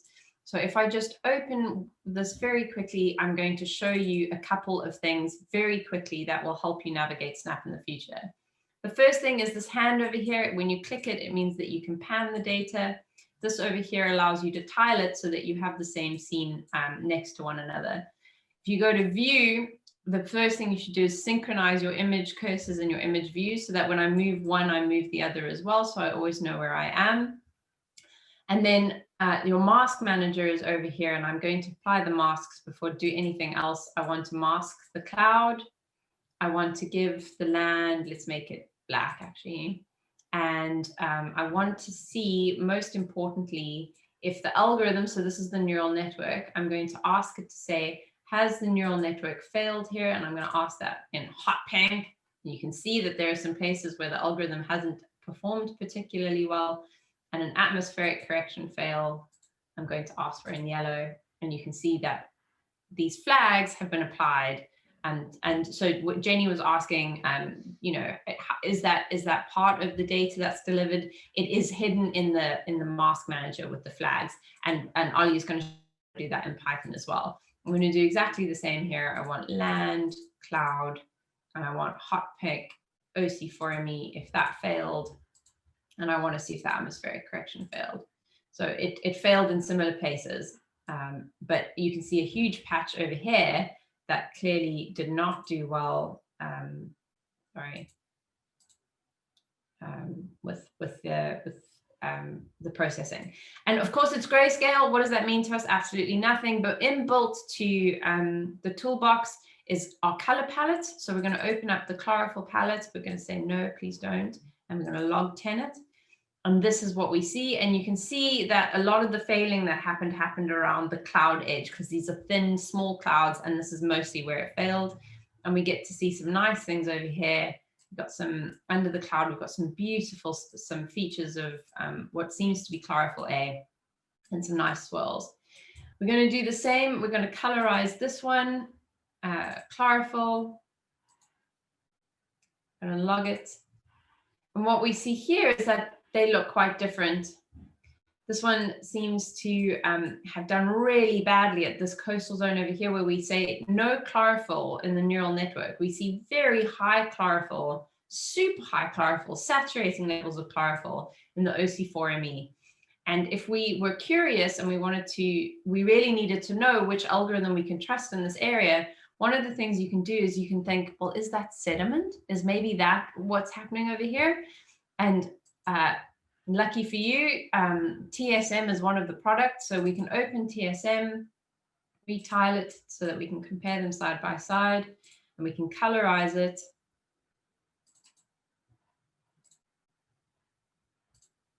And what do we see? It does look like this algorithm has accidentally or incorrectly identified the high sediment values as chlorophyll values, whereas the neural network has not. What I wanted to do when I downloaded this, because these are islands over here just off the west coast of Africa, northwest coast of Africa, is I wanted to see this plume because it was a persistent feature and I found it really interesting. But now if I want to actually see that it's chlorophyll, I'm going to go back to my presentation, which I closed, of course. because this is going to be quicker.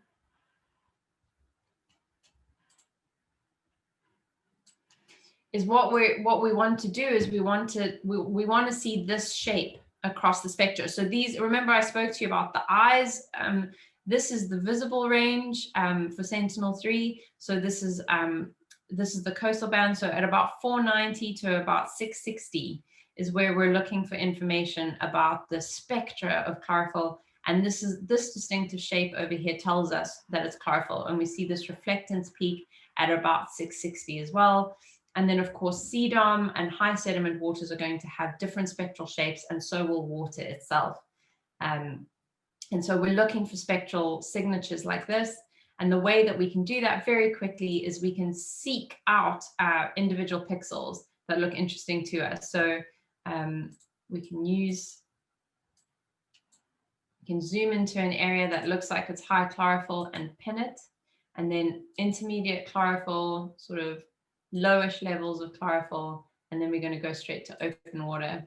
And it's pinned on all three of them because I've asked it to synchronize it. And now if we go to view, tool windows, pin manager, I'm going to say, right, this was the red where I thought we had high chlorophyll. This one is green where I thought we had intermediate. This was kind of in between, dark blue water. And then if I want to see all the spectral information attached to that, I can say, okay, I want the values of the two algorithms, and I also want the reflectance data across the bands, but I'm just going to put the chlorophyll values just for comparison. And you can see here, oh, and in fact, let's add the TSM as well.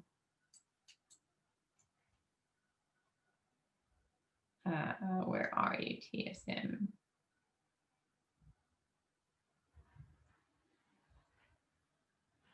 I'm not seeing it. Why am I not seeing it? Where is it? There it is. TSM. Got it. Okay. So what we can see here is that the TSM values are pretty high. If we want to look at more information about the concentrations, we see it here. It's grams per cubic meter, and it's saying it's got 4.2 grams per cubic meter. That's pretty high turbidity. And the OC4 algorithm for chlorophyll is saying we've got 20 milligrams per cubic meter of chlorophyll, but the neural network says we have 8. Which one do we trust? Well, based on this, I would say probably the neural network. The best part about all of this is we can look at it spectrally by going to optical, spectrum view. It's going to open up this little window over here, and I want the pins to be visualized, which is why I gave them different colors. And what you can see is, yes, there is chlorophyll in the red, because we're seeing this distinctive peak that we were looking for at 660. If you remember this over here, we're looking for that peak at 660 to confirm that it's chlorophyll. And this looks like pure water to me based on that spectra as well. So there's so much information that you can get from here in terms of the masks to quality check your data. But I definitely don't think we're seeing high chlorophyll values that the OC4 algorithm has said. I think it's being confused by sediment. So these are the sorts of things that you can do within Snap. There's so much more you can do. There's Graph Builder. There's all of these different things. But I'm going to hand over to Ollie because honestly, as much as I can spend a lot of time on this, but really, this is a tool for visualization. It's a tool to get to know your data so that you can then build in processes in Python for batch processing. If you want to look at a single image at a time, then Snap is an absolutely brilliant piece of software because it is designed for Sentinel 1, 2, and 3. So it is all of these toolboxes for oops, sorry, not PowerPoint. I was like, what? For the radar data, for the optical data. Inside here are your different atmospheric corrections as well. You can do geometric processing and resampling and auto-rectification. The masking processor, there's a cloud processor in here as well. There's all sorts of information that you can get that are related to the radar and the optical for terrestrial and marine applications.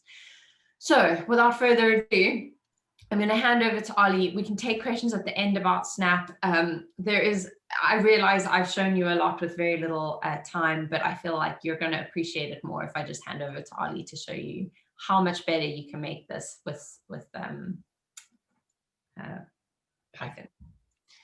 First thing I'm going to do is we'll do 5 minutes of just showing you how simple it is to get data from Coda. Obviously, some of you have already run into the limitation that is Coda is a 1-year rolling archive. So if you want data that is from a year and 1 day ago, you can't get it from here.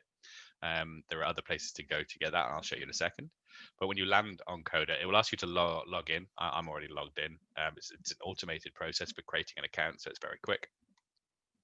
But basically, when you land here, the first thing you'll need to do is press this button here. You could somehow just type criteria, but I don't know how that would ever work. So you open up the advanced search here.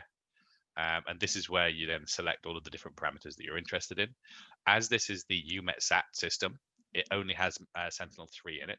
So we can tick Sentinel 3. You do have to tick that. And then product type.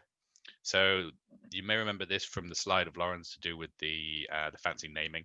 So what we have here on the first 2 letters is the sensor, then the level, and then the product type. So we have ALTG, SLSTR, and SRAL here with the different levels and the different resolutions. So as an example, let's look for an ALTG level 2 full resolution file. And let's go back to summer, because there's more of a chance that we'll get a cloud-free day. So if we take from June the 1st to July the 1st, say. Oops. And the 2 different things here, we have sensing period and ingestion period. I would say 99.9% of the time, you'll only be interested in the sensing period because there's normally only a few hours lag difference. But if you're using the satellite data to look for a particular phenomenon that you have either had reported to you through some in situ monitoring or through some sort of anecdotal data, the sensing period is what you're interested in. That is the exact time that the image was taken of the sea. And so if you're looking for a specific feature, then sensing period is what you go for, not ingestion period. For timeliness, we can leave that blank. For the product level, we know we want level 2 because we've selected this product type here, so it will always be this level. And we don't need to select ALTG here because only ALTG is included in this product type, but we'll add it anyway. And then what we need to do is we need to tell it where we want to find data. So at the bottom of the screen here, we click on polygon, and then we can just draw some data. And it's click, click, click, and then when you want to finish, you just double click. And so that gives us our polygon now. And so now we're ready to do a search. And so what this will do is it says searches its catalog of scenes between the days that we've asked for and overlays the footprints that intersect with our polygon. So if you've got a study area, you can just draw your study area in, do the search, and then you'll just find images that relate to the area you're interested in, or at least intersect with it. You may end up with a few, we've got a couple here probably that only just, so if I click on this one here, oh, I need to go back to pan. But you see this one here, it only just intersected with where our polygon was. The other main features that are useful on here is the quick look. So as you can see, even though I picked the whole month of June hoping for a cloud-free scene, that didn't happen. So they have this quick look feature. So let me just do that again so you can see. So each of these is an individual scene, and you can see it highlighting on the map the polygon for that scene as I'm moving my mouse over them. When you hover over one of these, you have this eye icon here, which is the quick look. And so you can click on that. And all it does, it just then brings you a summary screen, shows you the footprint of the data, and it gives you an overview image. So you can see from this one that the whole of the UK, apart from a few very tiny pieces, was covered in cloud at the time. However, if you were interested in some coastal, in the sort of ocean stuff, you can see here that actually the north of Scotland, in between the mainland and the islands, relatively cloud-free. We've got a nice sort of cloud-free bit down here in the Thames estuary and the sort of the North Sea. So even though because the scenes are so large, if you're interested in a small area, it still may be useful to do a quick look at something that from this image here, it just looks all 100% cloud. But if you're only interested in a small area, it's still worth a look just in case the area you're interested in, for instance, if it was this area of the Thames estuary, this scene is actually okay for you because it has an open spot in the cloud there. As Lauren mentioned in a little snap demo, each of the individual variables that are available from the sensor, you can download individually. So you can just press this download button here, or you can download the whole file, which will then download the directory with the naming structure that Lauren mentioned before. And you just press the download button here, and it just starts to download. Products vary greatly in size. Sentinel 3 level 2 isn't too large. A sort of anything under 500 megabytes I treat as not too large a file anymore. Once you get to some of the larger level 4 data sets or some of the Sentinel 2 imagery, those files can be multiple gigabytes for a single image, whereas Alchi, you don't really have that problem yet. And so yeah, so you can download the file there. And so that's the basics of Coda. There are a few other sort of features in here, I think. Yeah, you can zoom to product and it'll move the camera to it. Obviously, it doesn't take into account this box, which is covering the screen. The other thing about Coda is it does have an API. There is an example piece of code in the zip file that you've downloaded for working with this. I believe it's called the Sentinel Universal Downloader. That will work with Coda to download Sentinel 3. There is also another version of this exact interface called Sci-Hub, I think, or Sentinel Hub, which then has access to the other satellites as well. And because it's another installation of this exact same piece of software, the same API is existing for both. And so if you look at the code, I'll show you in a second, if you look at that Python Universal Downloader, you'll see that there is a little comment that says that you can change this path here, and you'll be able to actually use it for Sentinel 1 and 2 as well. So that's a brief overview of Coda. I'll stick with EUMETSAT briefly. So EUMETSAT have this new project, I guess you'd call it, which is their pilot data services. Now, these are very new. They are still in active development, but they have been released to the community as of about 3 weeks ago. I'd recommend, if you Google EUMETSAT data services, this is the page that you will find, because that's how I found it. And on here, you can see there's a few links. So we have one to something called the data tailor, we have the EUMETSAT data store, and we have EUMETView. And this is EUMETSAT just trying to update its offering to the users and to make things a little bit easier. So if we start with EUMETView, it gives you an overview of what it is, and then there should be a link to it somewhere. EUMETView knowledge base. Wow, they have not put a link to it on here. Interesting. So they're trying to, it would appear they've changed their structure. So they're now trying to navigate everyone to go via this Earth observation portal. So let's try that. Here it will ask for your the same account that you have registered that you use for Coda.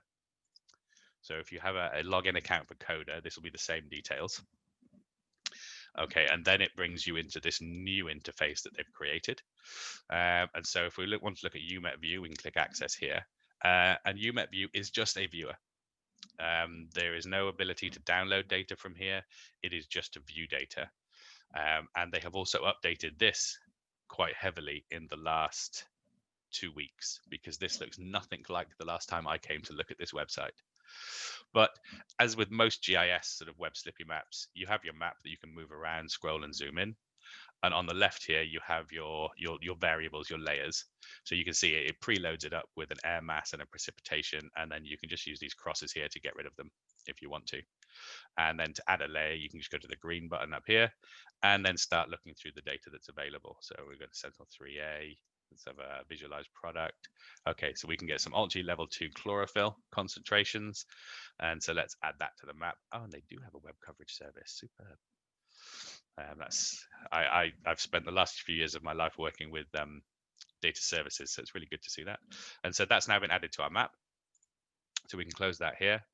And if we zoom out, we should then be able to go and see that Algae file there. And we can then move this time bar back, and it should load up the next scene, which is over here.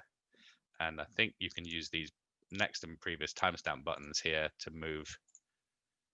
And you can see that our swath is sort of moving as to where the satellite goes. And so you can see, okay, there we go. So now we're on a swath that goes over the UK. And so you can say, okay, that was a pretty cloudy day. But if I'm interested in the Highlands and Islands, okay, that's not too bad data.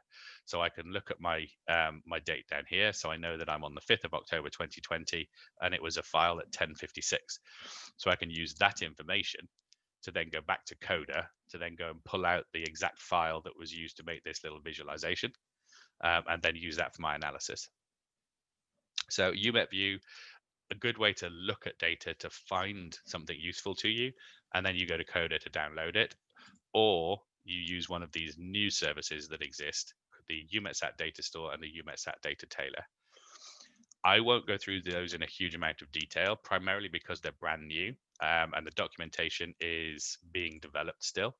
But if you just basically click on those links, they'll take you through. So the data store here is just a simple text search.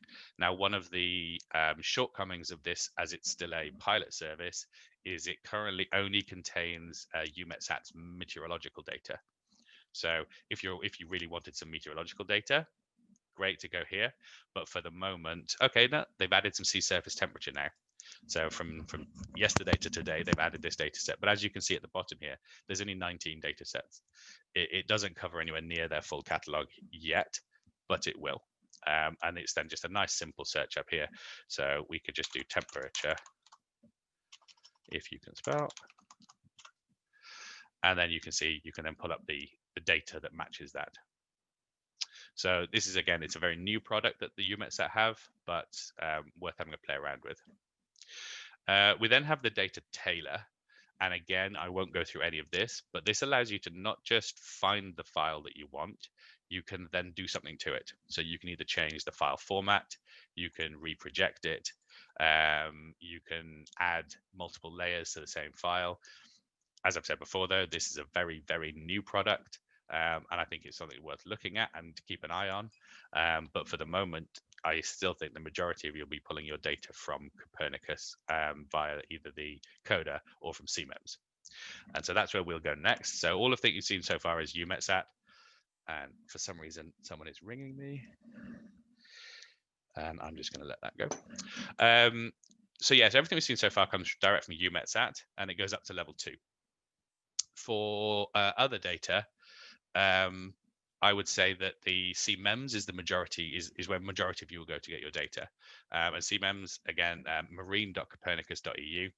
It's a relatively simple website to use, but they actually sort of, the terminology they have makes it a little bit difficult. So when you first land on the page, this is what you see. It's a bit confusing. There's a lot of things going on. All you're interested in really is this services portfolio. And if you click on that, that will then take you to the data catalog. And that's all people really want. And I don't know why they've called it services, but oh, they've added a live chat feature. So you can now, when you go to the Copernicus Marine website, you can have a live chat with someone. We won't do that just now. Okay, when you're on this website, it's a really simple sort of search to find data. First off, we have some regional domains. Now, as this is a European focused group project program, it has a few different European regional subsets. So you have like the Mediterranean, Iberia, Biscay and Ireland, European Northwest Shelf, Baltic and Black Sea. We then also have the Arctic, because Europe hits the Arctic. But then to cover everyone else, we then have global data. So where your data falls outside one of these regions, you just go to global ocean. We then have a simple parameter dropdown. So depending on the parameters sort of that you're looking for, this is the list of a group of scientists have basically decided what are the most useful and therefore the most valuable data sets that we should produce for the wider community. And this is the set that they have currently settled on. It's in constant flux, and so new data sets can be added in the future. Data sets very rarely leave here. Once they've been added, they tend to stay. So if we wanted to look for some chlorophyll, that will be a plankton one. So we can click on plankton. And we can see as we're clicking on these different drop downs here, the number of products available to us just gets reduced and reduced and reduced until if you wanted to do temporal coverage, you may then be able to reduce them further. But for the moment, this will be good for us. We've got 12 ocean products that match our parameters of global ocean and that they have plankton parameters. The knowledge of levels that Lauren gave you earlier can be very useful here. So what you'll find is you'll have data sets that are model here, and these are then full model. You then have, and so they don't have a level. You then have something here called observations, and that does have a level, but those are basically interpolated in situ real-time observations. And then we have another observations data set, and then we have a level 4 observation data set. So what this does here is it's taken all of those in situ measurements. It's taken in situ measurements from multiple different inputs. It's combined those into a model and then produced a 3-dimensional model of the global ocean chlorophyll. And so it's a level 4 product because it merges both model and observation and satellite, and then produces this 4-dimensional data set because it has time as well. Then we get down here to the other level 4 observations. So this level 3 observation here is just pure satellite, but it has time averaging. So this one is a daily mean, whereas this one up here has monthly means as well as just the daily means. And then down here we have one which has a pluriannual climatology, which can be useful for using for baselines and things like that. So that's CMEMS. And again, to download the data here, ignore this My Cart button. Just go straight to More Info. And then on the right here, you can just click on Download Product. And then this, you'll have to log in because it's forgotten my login. And this one here has the individual data set we clicked on has some different data sets within it. And if you click on one of these, it then shows you the variables that are available inside them. So this is a size class data set, or a phenotype data set. You can change your region of interest by manually typing in lat long here, and then you choose your start date and end date.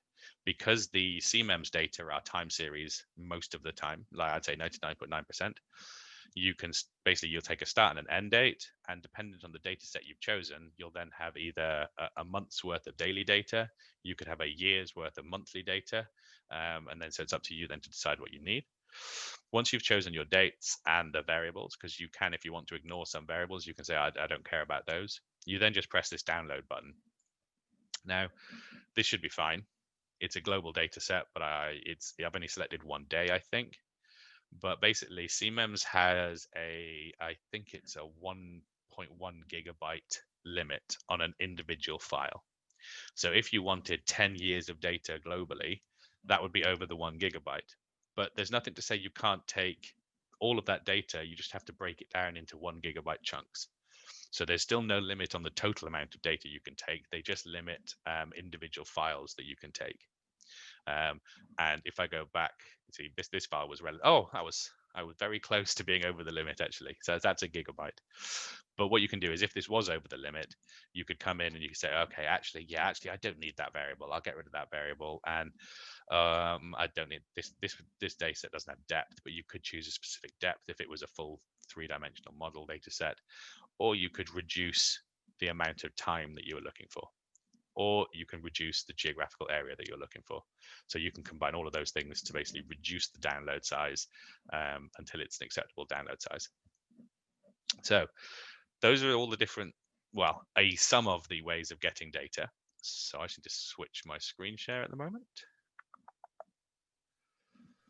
And Ollie, I can also quickly show them EO browser for the terrestrial side of things. Would you like to do that now or at the end? So, yeah, very quickly. Yeah. Here you go, screen is yours. Cool. So Ollie's just shown you all of the ways that you can get hold of the marine data, which is brilliant. And UMESA are really picking up their game. Like as he was saying, some of the advancements there are days or weeks old, and it's brilliant because they've been catching up a little bit. But the other thing is that EO browser is a very nice way to window shop for your data as well. And it really helps you in terms of figuring out cloud cover and stuff like that as well. So it's literally just the sentinelhub.com. So if you just Google Sentinel Open Access Hub EO browser, it should take you there. You do have to register, so I'm logged in, but I got like a free account and it's expired, but I don't care. I just use this for window shopping. That's all that matters to me. So I've decided to pick Weymouth as an example. And what I'm going to do, you don't need to draw a polygon on an area of interest. EO browser assumes that you're a grown-up, and if you've decided to land on this part of the world, this is where you want your data. So we're going to zoom in a little bit, and I want to look at Sentinel-1 data and Sentinel-2 data. I want to look at the atmospherically corrected data, and I don't want anything with more than 25% cloud. And for that, I reckon we need to go back a little bit into the summer and see if we can find a relatively cloud-free image over this area. And what it's going to do now is I'm going to zoom out. It has shown everything that overlaps with the area that I was on when I did the search, Sentinel-2 data, as well as the Sentinel-1 radar data. So if we look at a radar image and we look at the dual polarization and we zoom back in again, let's look at the single polarization rather. You can start to see really nice things. You can start to see a bit of a wind feature over here, and you've got some vessels shining really brightly, indicating that they're probably quite big. You can start to see all of these features in relatively high resolution, which is great. Possibly some smaller boats in there, I don't know. Paulette, you're the expert, you might have to tell me. But basically, you can start to see some really nice things along Poole Harbour as well. All of these tiny little sailing boats are showing up against the black background as well, and it's looking pretty nice. You can see some artifacts, but other than that, you know, the more you zoom out, especially from a terrestrial side of things, you can start to see really nice features on the landscape as well. And it does look like a windy day because we can start to sort of see some wind shadow activity over there. So I think those big, sorry, I think those big shiny things are the cruise liners who have just parked themselves in the bay over the. Because I was wondering, I was like, sure, those are big, but okay, that makes sense. So they're the cruise liners. So they're really, really bright. And in comparison, if you look at these dots over here, that tends to be what your small vessels look like. So these are really big in comparison. Thanks very much. Okay, and now, oopsie, we're going to go back to Discover, and I'm going to now go back to search, and I'm going to switch off the Sentinel-1, focus on the Sentinel-2, and see if we can find some nice cloud-free imagery. That one looks beautiful. Here we go, beautiful cloud-free image. Here you can see those boats that you were talking about, Paulette. So, you know, if you wanted to do validation, you can almost compare your Sentinel-1 and 2 data. I'm going to brighten it slightly by messing with the gain, which is the first thing I always do on everything. And now you can start to see things a bit better. You can start to see this sort of shallow water over here with the sand underneath and some sand over here. And we can zoom into the bay where we saw those small bright objects. And they do look like little boats or little things floating on the water. And here you can see a wake, which makes it much clearer. And then if we want to leverage different bands, you can see the wave caps out here as well, which is really nice. And there's a sediment plume over here. But if we want to actually look at the productivity of the region around here, it's quite nice if we go back here. Built in is an NDVI, so you can start to do a quick look. Sorry, I've messed with the gain, so I should probably take it back down again. You can start to see the NDVI, and there are other sort of built-in things with the, you know, using the different bands. That false color is also what I used earlier to do the fire detection. So it uses the shortwave infrared bands and the red bands, and green products show up as green, but highly sort of urbanized areas show up much brighter. You can also this is quite new, so they're also updating stuff all the time. Instead of you having to run automated classification approaches, apparently now that's built in as well, and it shows you the vegetation and the not vegetated areas, and in blue here it shows us some water.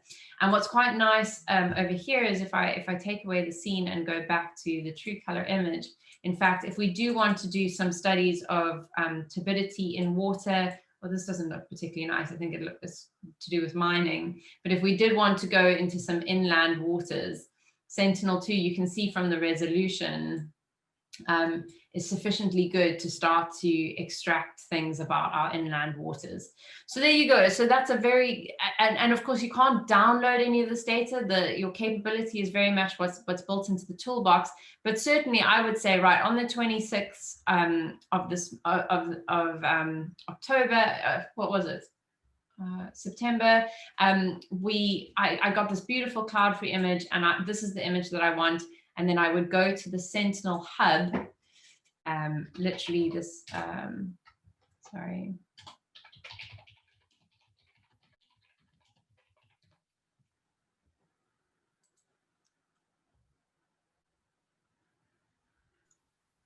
And this website will look very familiar to you based on what we're looking at on Coda. Yeah, so exactly. So then I would go to the hub, and I would go to Weymouth, and I would go, and exactly like Ollie did for the land data. So there is Sentinel 3 data, but it is only going to be land data. But I would say, yeah, that Sentinel 1 image, I like it, or that Sentinel 2 image, I like it. And I tend to leave this blank, but this is where you would choose whether you want your level 1 sea data or whether you want your atmospherically correct data. And I think this is a new one that they're testing. I don't know what it is. You can expressly put in cloud cover there, but it's unnecessary now because we've done the window shopping and we know that on that date, we had a cloud-free image, so we can just go and fetch it ourselves.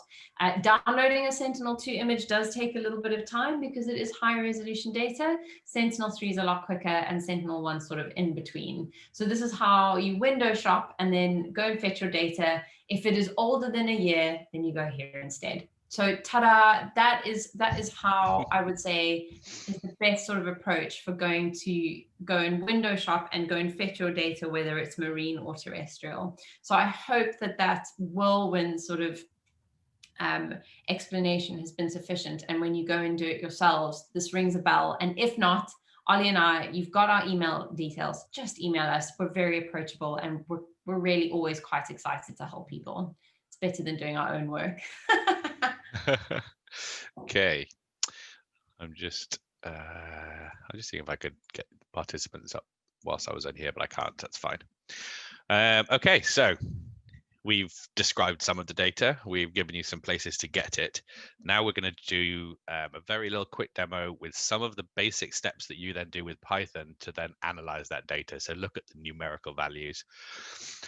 So this is a set of notepads, notebooks, that basically provide code and examples for all of the main Sentinel 3 sensors. I have added in another one here just for this demo today. I will be pushing this back to the GitHub that you downloaded yours from. So if you want to go and download them again, it will have this new folder in it. I've just added this one this morning. But what we'll do, we'll primarily focus on the Alt-G. We'll do a little bit of the CMEM stuff as well, because it covers the most generic information. So if we go in here, we can look at the overview.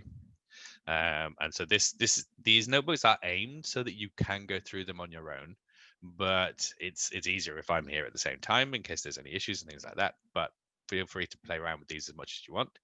So we provide a little bit of information about the Alt-G sensor here, and EUMETSAT has these really handy links to get to the information for a sensor on a satellite. So we have Alt-G, SRAL, and SLSTR, and we can just do those .eumetsat.int. And if I click on that, you can see it actually then resolves it to a full URL, which is then their main product page for that sensor. And this is where you can get all of the very in-depth handbooks. If you're ever looking to maybe, write your own atmospheric corrections and things like that, some of these notebooks would be useful. These product manuals would be useful to you. There's some links to those data download areas that we've highlighted. So if you've forgotten them or you didn't note them down, you can get them from inside these notebooks. And then we talk about the exercises. And so that's what we'll do first, is a bit of spatial interrogation. So this should open and it should all be run. It is good. So first thing in Python, I know based on some of your applications, some have used a bit of Python, some have used a bit of R, and some of you have almost no programming experience needed. So what we'll do with Python, what you do is you start off with imports. And so first off, this is a Jupyter system. And so we have text here, and we have these little shaded boxes with numbers next to them. These here are runnable code. So you write Python code in these boxes here, and then you can execute that Python code.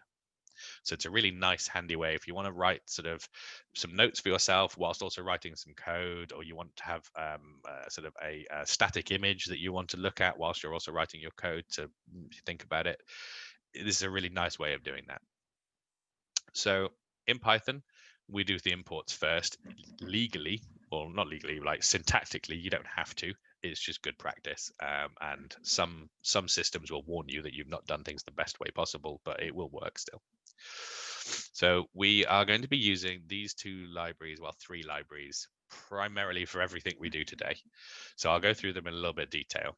Xarray is, you may have used this already in other areas other than satellite data, because it's just a very, very, very efficient library for working with multidimensional arrays that are categorized in some way. So in ours, it's because we have netcdf variables. And so Xarray is a really handy way of opening a netcdf file and extracting the variables and the data that are within there. It does that using the Python netcdf library, which is why we also have to install the Python netcdf library. And in one of the other notebooks, I'll show you, you can use them almost interchangeably for most of the steps that we do here. We then have NumPy, and this is our mathematics workhorse. This allows us to do array-based maths really efficiently and really quickly, and is used everywhere in scientific Python. We then have another workhorse library called matplotlib. There are other plotting libraries in Python, but matplotlib has a huge community, a huge amount of documentation, a huge amount of examples out there. So it's a good one to use. And I think that highlights one of the reasons I like Python as a language, both for teaching and for working in this sort of area of research, is there's a large community doing similar things to what you'll be doing. And so the chances of you running into a problem that no one else has ever run into are quite slim. And so because of this large community with lots of open source tools and a lot of sort of communication systems, you can have GitHub chats and all this sort of thing, you'll probably find either on a GitHub issue or on a Stack Overflow page, your issue that you run into that someone else has already solved. So you can then solve it without needing anyone else's help. It's one of the reasons I love Python. We then have these are just built-in ones. This is the operating system package. We use this just for accessing parts of the file system or for doing some things like that. And then this is basically certain libraries will output text as a warning. Say you've done something that it says, well, you need to be careful with that. We will just turn those off for the moment. So you don't necessarily have to do this, but this will basically say any warnings that a library produces that have the word ignore in them, we're going to filter them out, because they don't normally put the word ignore in as long as you can ignore it. So we've got our input sorted. This one at the top here is specific to Jupyter notebooks. So this system that we're in here, and that just tells matplotlib that we're in a notebook and that it needs to generate the images in line in a notebook sort of structure, and it knows how to do that. This is using the % symbol, which is a reserved character in Jupyter. So any line that starts with a % symbol is interpreted as a command to the Jupyter engine as opposed to Python code. So once we've done our imports, we can define a few functions that we'll use later.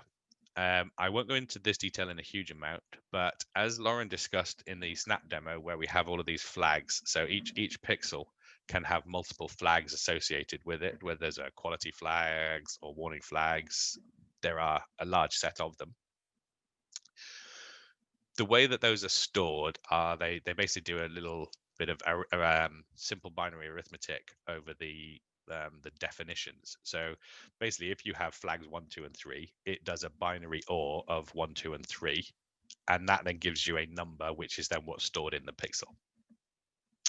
So what this function does here is this allows us to pass in a list of flags that we want, flags that we're interested in removing from our data.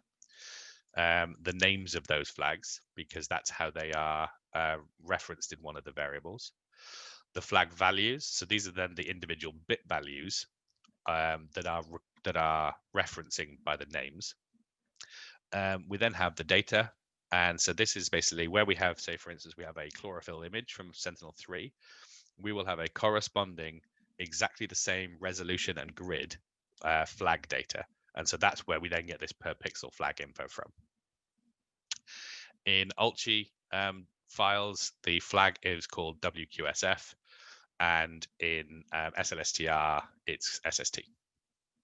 And so they use a slightly different integer for doing their binary maths on the flags. And so we just have this little switch here. And then this simple for loop here will basically run through the flag file, pull out every pixel which has one of the flags that we don't want in it, and it will then convert that to naught. It should be in there, Michelle. So when you open the zip file, you should have a directory called ULTI.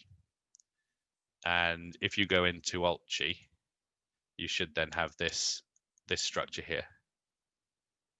And the one we are currently in is ULTI spatial interrogation. Got it, perfect. So yeah, so this function basically just loops over our data and creates an array that will just have zeros wherever a flag value that we wanted to get rid of existed. And we can use that later. We don't need it now, but we'll just define it for the moment and then use it later. So now we get into the actual script of actually working with data. This is where we use the operating system library. And so what we're doing here is just creating the location of our data.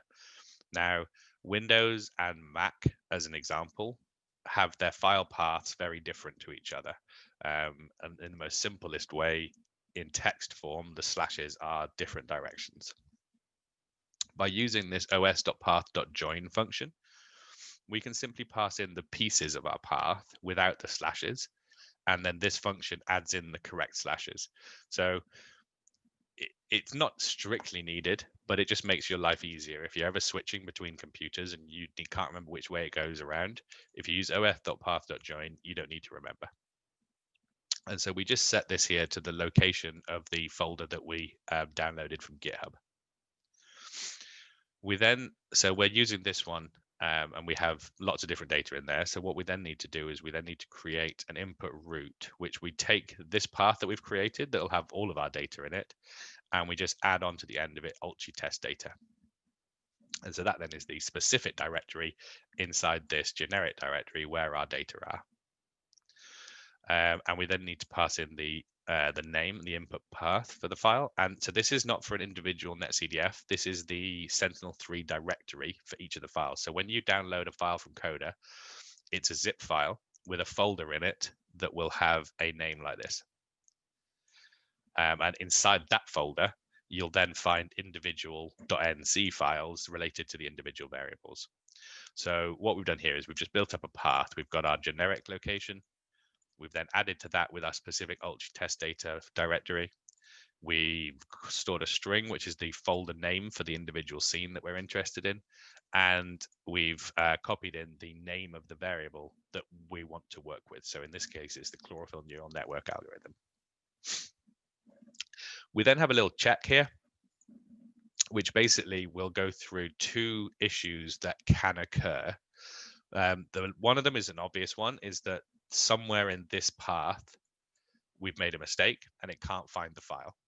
So if it can't find the file, it will tell you data file missing, please check your path. One of the other errors is, I think, specific to Windows. Windows has a maximum file path length.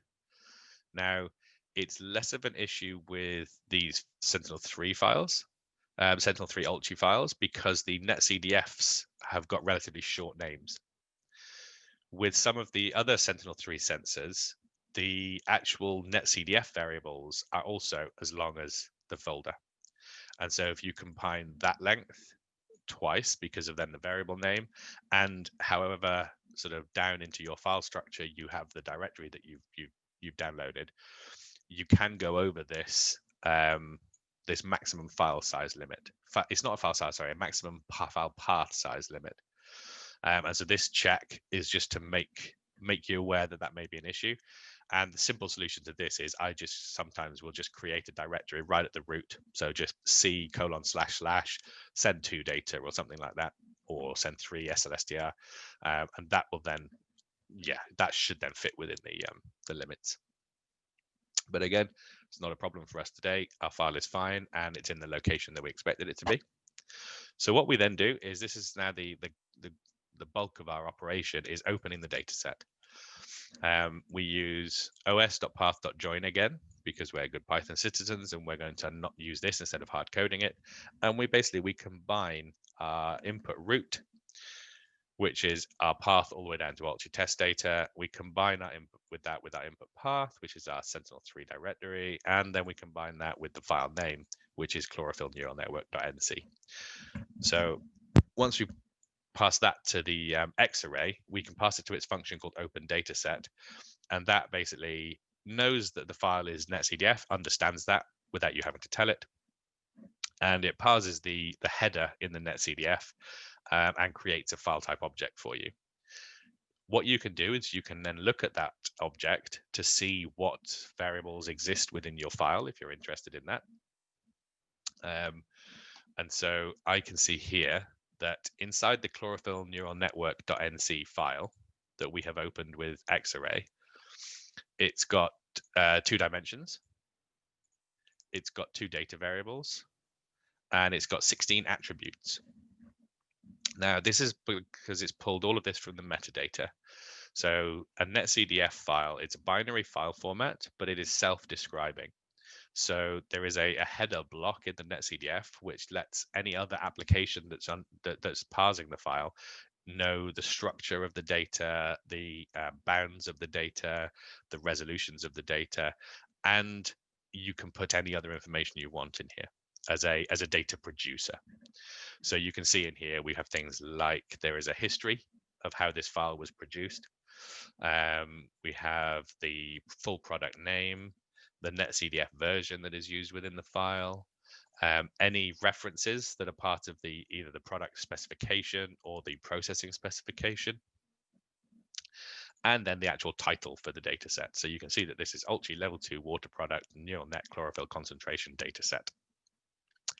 So this is then the metadata for our file, but we want to actually do something with the data. So what we're going to do is we're going to take our file object, and as you can see here, it has 2 variables. We have CHLNN and CHLNN-ERR. This is the associated errors per pixel. So not every data set available in the remote sensing ecosystem does this, but it is becoming more common now to have a per pixel error that can be calculated. So they give you some extra confidence or extra caution when you're using data. You can use this error, and it mainly covers bias and standard deviation. So, but we just want the actual chlorophyll data. So we're going to reference the CHLNN variable. And so we just do our file.chlnn. And then to get the data, a copy of the data, we've actually got a few different ways of doing it. We're using the X-array syntax, which just does .data, and that would basically copies everything that's in the array here and stores it in this variable. We could also do, so the test data it was too big to put on GitHub, so I'll walk you through how to actually get that in a minute. So we could, if we wanted to, instead of just using .data, we could do a square bracket and a colon. And so because chlorophyll NN is an array, even though it has all these extra functions added to it by X-array, we can still just treat it as an array. And so we can say that if this is an array, square brackets are the Python array notation for accessing individual indexes of an array. But if we just put a colon in there, it says, oh, okay, you want everything. So that would effectively give us the same, either this command or this command would give us the same end result here. And another little Python thing I've just shown you by accident here, hashes are seen as comments. So if you have a hash anywhere in a line, everything after it is a comment. And if you have a hash at the beginning of a line, the whole line becomes a comment. Python doesn't have multi-line comments, so if you want to do multi-line comments, you have to just do it yourself. Once we've taken this copy of our data array, though, to save memory on our machine, we can then just close the file. We don't need anything else out of this file. We've got our array of data. So, and because of the self-describing nature of the NetCDF, that will actually that will contain all of the metadata that we need. This is basically a you can either ignore this block, or if you're really interested in Python, it's a Jupyter built-in that is basically just going to list out the current variables that are in memory. So because of we've created these variables here, those exist in memory, and these are some of the libraries that we've pulled in, and so they also exist in memory. But this is just a useful thing just to pop around. Yes, so Maria, it does have multi-line comments if you use them at the beginning of a function or at the beginning of a file. However, those are technically doc strings, not comments. So it's yes, and no. Yes, you can put those at the beginning, but then technically those are then a doc string, not a comment. And yeah, I always tend to stick with the hashes because you don't have to remember two ways of doing it then. So if you need to put one at the top, you can use a hash. If you need to put one in the middle, you can use a hash. And if you need to put one at the end of a line, you can use a hash. But Maria is correct. Okay, so we've copied our array into this here. So this variable CHL, as we can see here, is an array with 4090 pixels by 4865 pixels. They're of type float, 32-bit, and we can actually see the amount of memory that that individual array is taking up in our system. But what we can do now is we can take that two-dimensional array and we can genuinely just throw it at matplotlib and it will give us an image. So matplotlib has this really, really simple built-in function called imshow, image show, and that will take any two-dimensional array and turn it into an image. And so that's the simplest thing we could possibly do. And so that's what we've done here. We've taken our full array and just passed it into plot.imshow. Now, those of you with a very keen eye may spot the north coast of France there and the south coast of the UK here.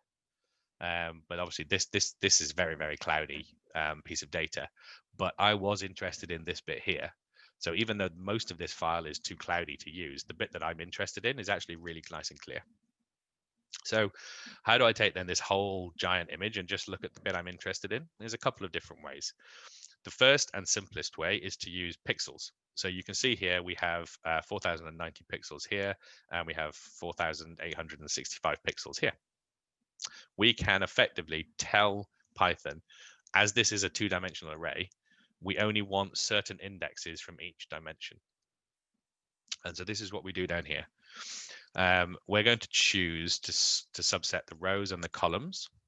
So this will be then obviously our rows and our columns. And so for our rows here, let's take from 0 to 1000 pixels. And for our columns, we'll take from 2000 to 3000. And by storing them in a variable, it means we can reuse those later. So that's always a good sensible practice instead of hard coding. But to then actually subset our array, we use the same structure that I mentioned up here, where you can access items of an array using square brackets. Because this is a multi-dimensional array, you can access all of those dimensions. And so what we have here is basically our first dimension and then a comma and then our second dimension. Because in this example here, we're taking a copy of the whole array, you don't need to put colon, comma, colon, because it understands that first colon as everything. So you don't need to tell it that you want specific dimensions. However, if you wanted, for instance, only a single row, you could quite comfortably say, okay, I want the 200th row, and then every column in that row. That would also work. But we just want to chop it down to the bit we're interested in. And so you pass in your low bound and your upper bound. So these are our row 1 and 2 here and our column 1 and 2 here. And so you pass those into this array, and that will then create you a new array called subset. Well, you choose to call it subset, obviously. And so if we then pass that into the same function, so we're doing nothing else now, all we've done is we've just reduced the amount of data we're looking at. We can pass that to the im show. And as you can see now, it looks a little bit better. You can see those of us that know the UK, you can see this is obviously the south coast now. Sort of this is Devon and Cornwall, this is Weymouth, where Lauren was looking earlier. And yeah, it's looking at the interesting information now. So you can see from this whole one here, it's quite difficult to see. You can just about see a structure here, but once we've zoomed in, you can start to see a little bit more detail. So this image is useful, but it's not particularly good. Now, there's two reasons for that. One, it's still in pixel space. So these, you know, I don't know which pixel I live on. However, I could tell you which latitude and longitude I live on. So we can improve this by turning these into latitude and longitude.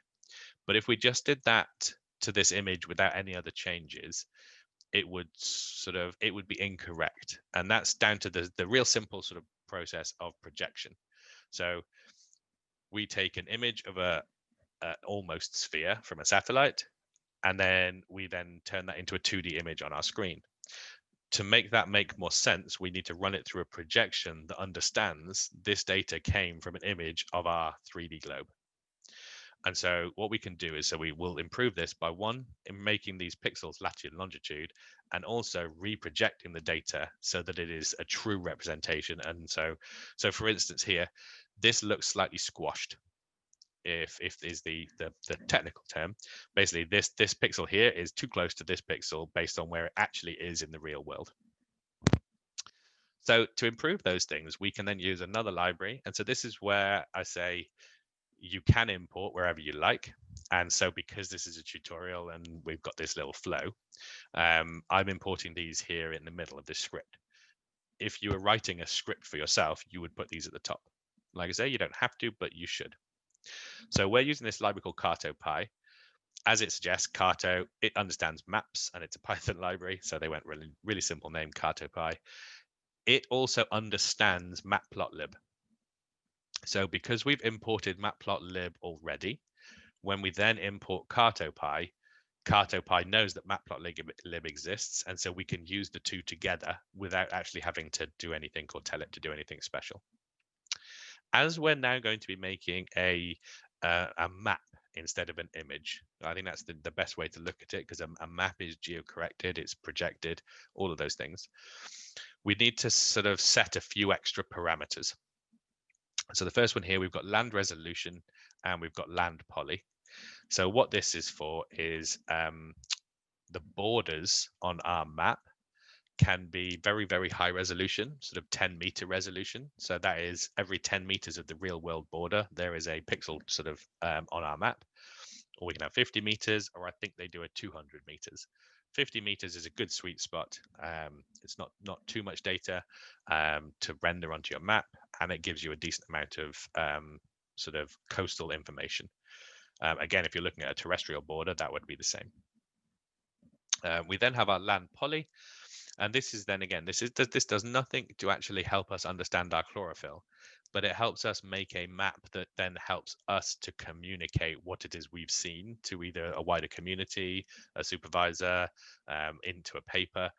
So we need to have this background for the map to make sense to other people. And so this land poly basically just creates a polygon for all of the countries that exist in our image, and we can choose the basic colors for them.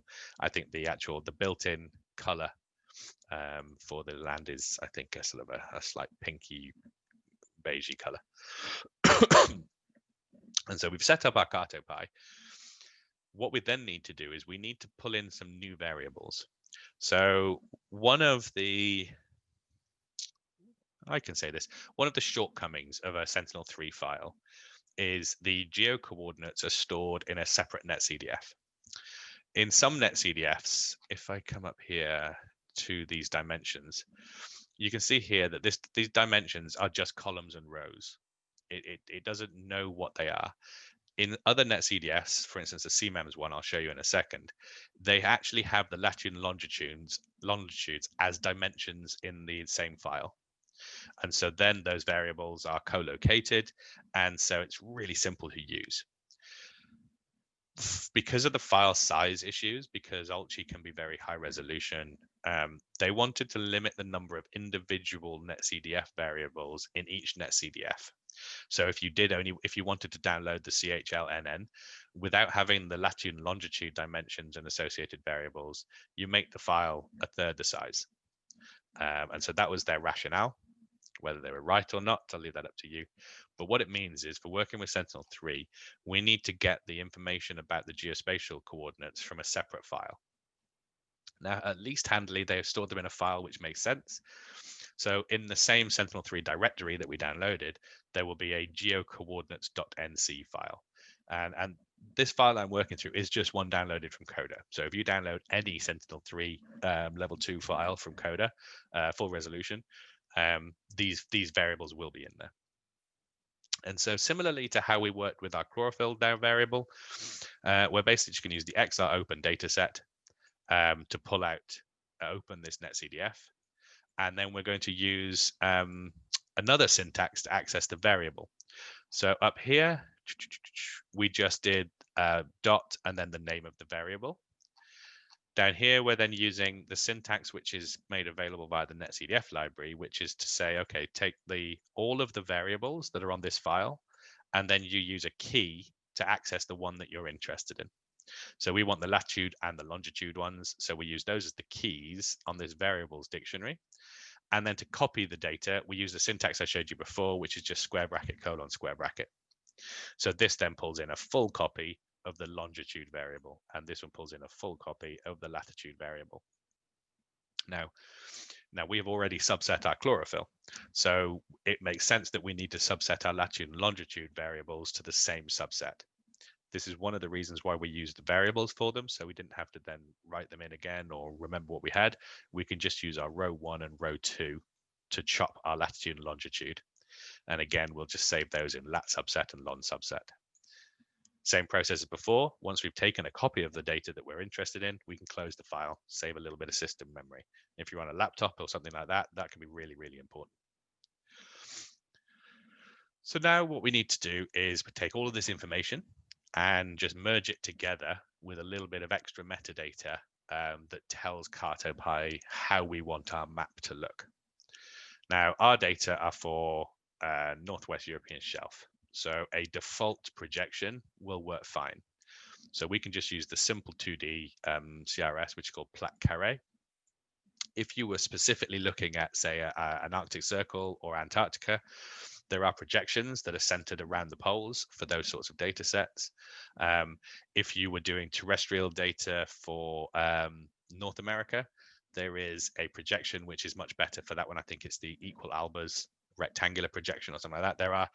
There are projections for different regions that are better suited. For ours, for the latitudes that we're working with, the Plaque Carré is a perfectly fine projection. So instead of using, so this is where we then take the matplotlib and the simplest possible way of showing an image, which is using the imshow. And now we actually use the matplotlib plotting functions. So what we do is we tell it, instead of just plot.imshow, we do plot.figure. And this initializes a figure object for us, and we can set a size and a DPI. Now, I believe it's because it's an American library.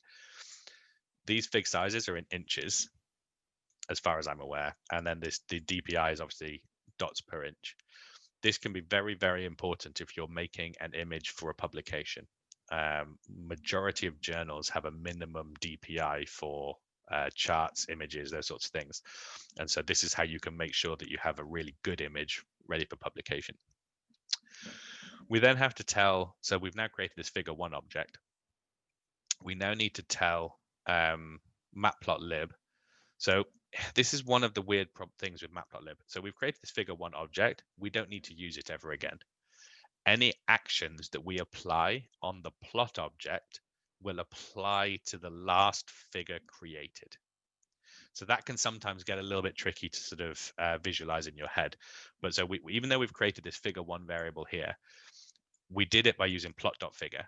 And so that means then from here on out until we do a plot.clear, anything we do to PLT is our figure. But we had to call plot.figure so that we give it some size information, because without this information, it would be a size 0 and you wouldn't be able to see anything. So we can now just work on this plot object. So the second thing we then need to do is tell it the projection. So we just tell it we're going to use plat carré. And then we start to add our data. So instead of just adding in our data like we did before, where it just takes the 2-dimensional array and just deals with it, for this one, we need to pass in a couple of different variables. Because we've imported Cartopy, and because we've initialized here this projection, it wants the longitude and the latitude before our actual variable. So we pass in 3 arrays here: our longitude array, our latitude array, and our chlorophyll array. Now, one of the things that we have in here is another function called masked invalid. Now, I don't think you technically need to run this on the chlorophyll one, but basically, the netCDFs, as part of their metadata, will carry a value for when a pixel is null. So you can't have an empty pixel in a netCDF array. So what we do is we will take an arbitrary value, which is completely unrealistic for the variable we're looking at, normally something like -999. And we tell the netCDF that -999 is what we're going to use whenever there's no data. And so what this does, this basically, it understands that structure of the netCDF. And this will then, it will basically convert those -999s into nans. So if they were stayed as -999 and we were then plotting them on a color scale, our color scale would be heavily skewed towards the 999s because that's a huge number. By using this masked invalid, it converts those known null values into nans, so not a number.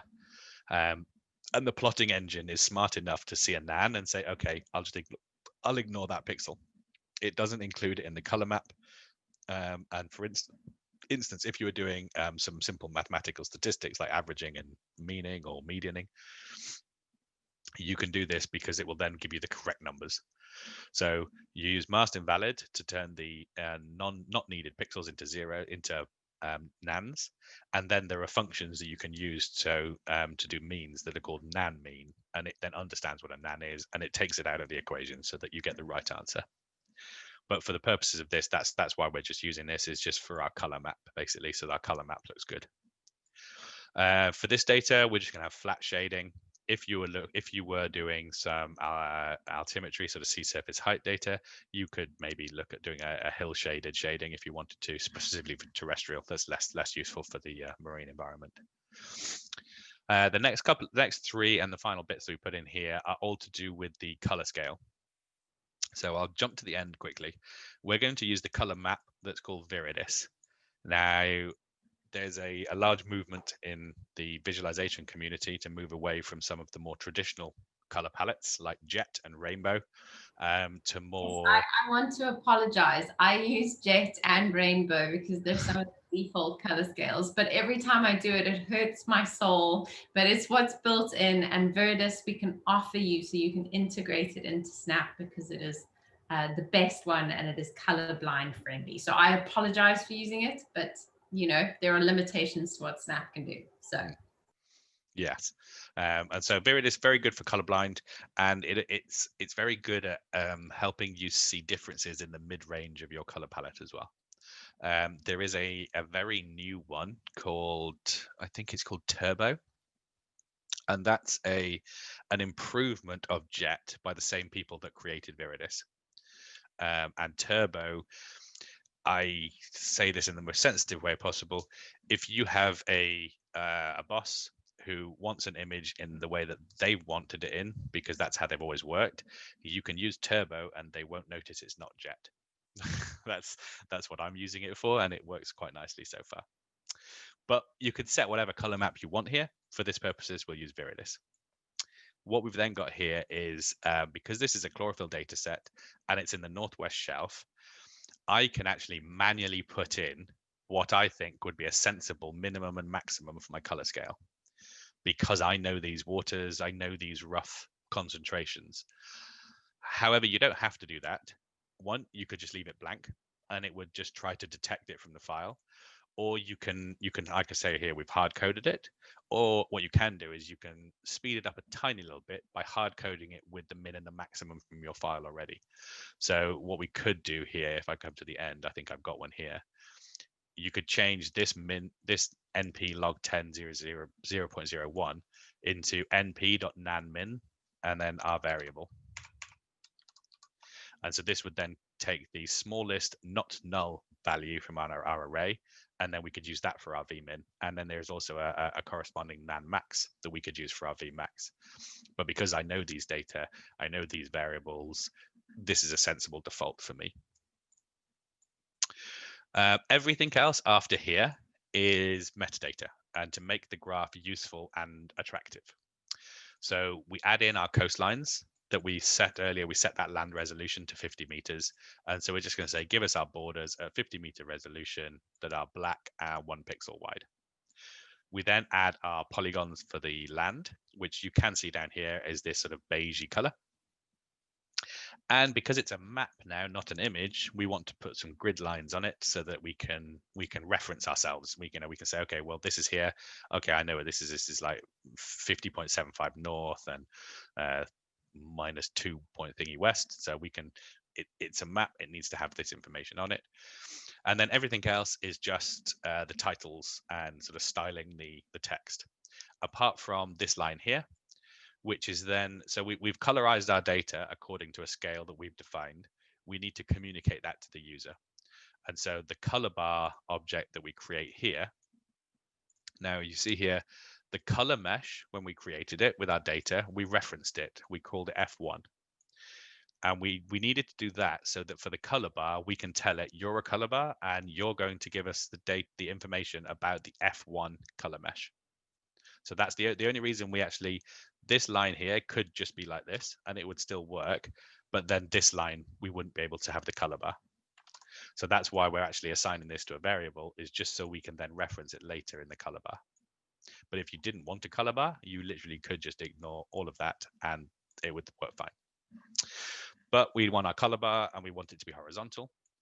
As I have hard coded the values for our color scale, it's also useful if I hard code the values for my color bar. And so that's what I've done here. I've then just hard coded a tick at each sort of a sensible gradient for my liking. If you leave this out, it will do a best guess. And if you, like say, if you leave these ones out, it will just auto color it based on the minimum maximum. And then these ticks would be a sort of a decent spread over those values. But because I've hard coded some bits of it, I can continue to do that because I know then that I'm going to get a color bar which will show that the information I'm interested in. And then this is just setting titles, and then we hit plot.show. And I'm not running these live because I was having some weird issues earlier, so I've run them all before. And then this is the image that we get. So if we go back up to this one, this image here is this image here. Now, there's two differences that you can notice that's quite important here. One is this is a rectangle when it shouldn't be. And also you can see it's straight and the actual orbital track isn't straight. And so you can see now that it's put that data into geographical context. It makes sense. And you'll see that basically the bottom of your swath is narrower than the top of your swath just because of the way that the Earth works and the way that we projected it. So this is then obviously our full data. And what's interesting about looking at the data once it's projected is it looks like there's more of it. This is the same file as this one, but it's moved the cloud and sort of, like I say, projected it into the right spaces. And so it looks a lot more reasonable. But again, we're only interested in this bit here. And so we've actually done all of the work that we need to make that map. So to create this one here, we created all of these subset variables. And when we created our lat and long, we also created a lat and long subset using the same row and column cuts. So what we can do then is this is an exact copy of this code here. All we've done is we've just changed the variables that we're adding to it. So we have our chlorophyll subset and we have our lon and lat subset. Everything else is identical. We've kept our color scales the same. We've kept our color bar the same. We've kept all the same sort of map metadata. But as you can see now, we are just seeing the small piece that we wanted. And one of the things that will be more obvious now is I don't know whether this is maybe me just being stupid, but in my head, obviously, when you're chopping with pixels, it feels like you are chopping a square. But again, because of the trajectory of the satellite and the projection of the data, this is actually what we were chopping out using pixels. But as you can see here, we've actually now got a nice zoomed in, showing the region that we're interested in, showing the data that we're interested in, and nothing else. All from the same file. So all of this was just generated from one netcdf file. Then this is the next step that I want to show, and I will then just do a real quick run through some CMEM stuff, because this then sort of pulls in the third aspect to this, which is the flagging. So Lauren mentioned the flagging and how we can use Snap as a way to highlight which flags were attached to which pixels, and we can make some decisions based on that. What we want to do for this one is we've produced this map. That's great. It looks good. It's projected. It has some basic metadata so that people can fit it into the world. They understand where it is. But we have just added every single piece of data that came from our file. Now, some of those pixels will have flags associated with them that mean we don't want to see them. We're not happy with the quality of data, so we're going to get rid of it. And so this is where we then use that function we created right at the beginning. And if you remember, one of the features it took was the list of flags that we want to get rid of. And so this is then a basic set of cloud flags, atmospheric correction fails, algorithm fails, things to do with the sun angles, whether the algorithm was oversaturated. We also do have snow and ice. If you're working in the higher latitudes or lower latitudes, that can be very important. Because it has quite an optical signature which gets in the way of things. Obviously for mid-latitudes or even the North European, that's probably not as useful. But this is just a set for this demo. You can use Snap as a way to figure out which pixels you want to get rid of if you don't like them because of the type of flag they have attached to them. As with the geo-coordinates, the quality flags are in a separate netcdf file. And so this is the structure that we're starting to get used to now with the Sentinel III data. So we need to then open the flag file. Same structure we did before, xr.open dataset with our os.path.join to find it. We then need to pull out a couple of variables from the file and a couple of attributes. So we have our flag file, and we have the variable WQSF within it. That's an individual variable, and individual variables can have metadata. And so we are then going to access the metadata of an individual variable, and we know that this one has a piece of metadata on it called flag meanings, and they are strings separated by spaces. So to split each of the flag names up into its unique flag, we can just do a split on space. So what this does here is flag meanings at this stage is an array, is a string like this. And by running it through split, it will then turn it into an array like this.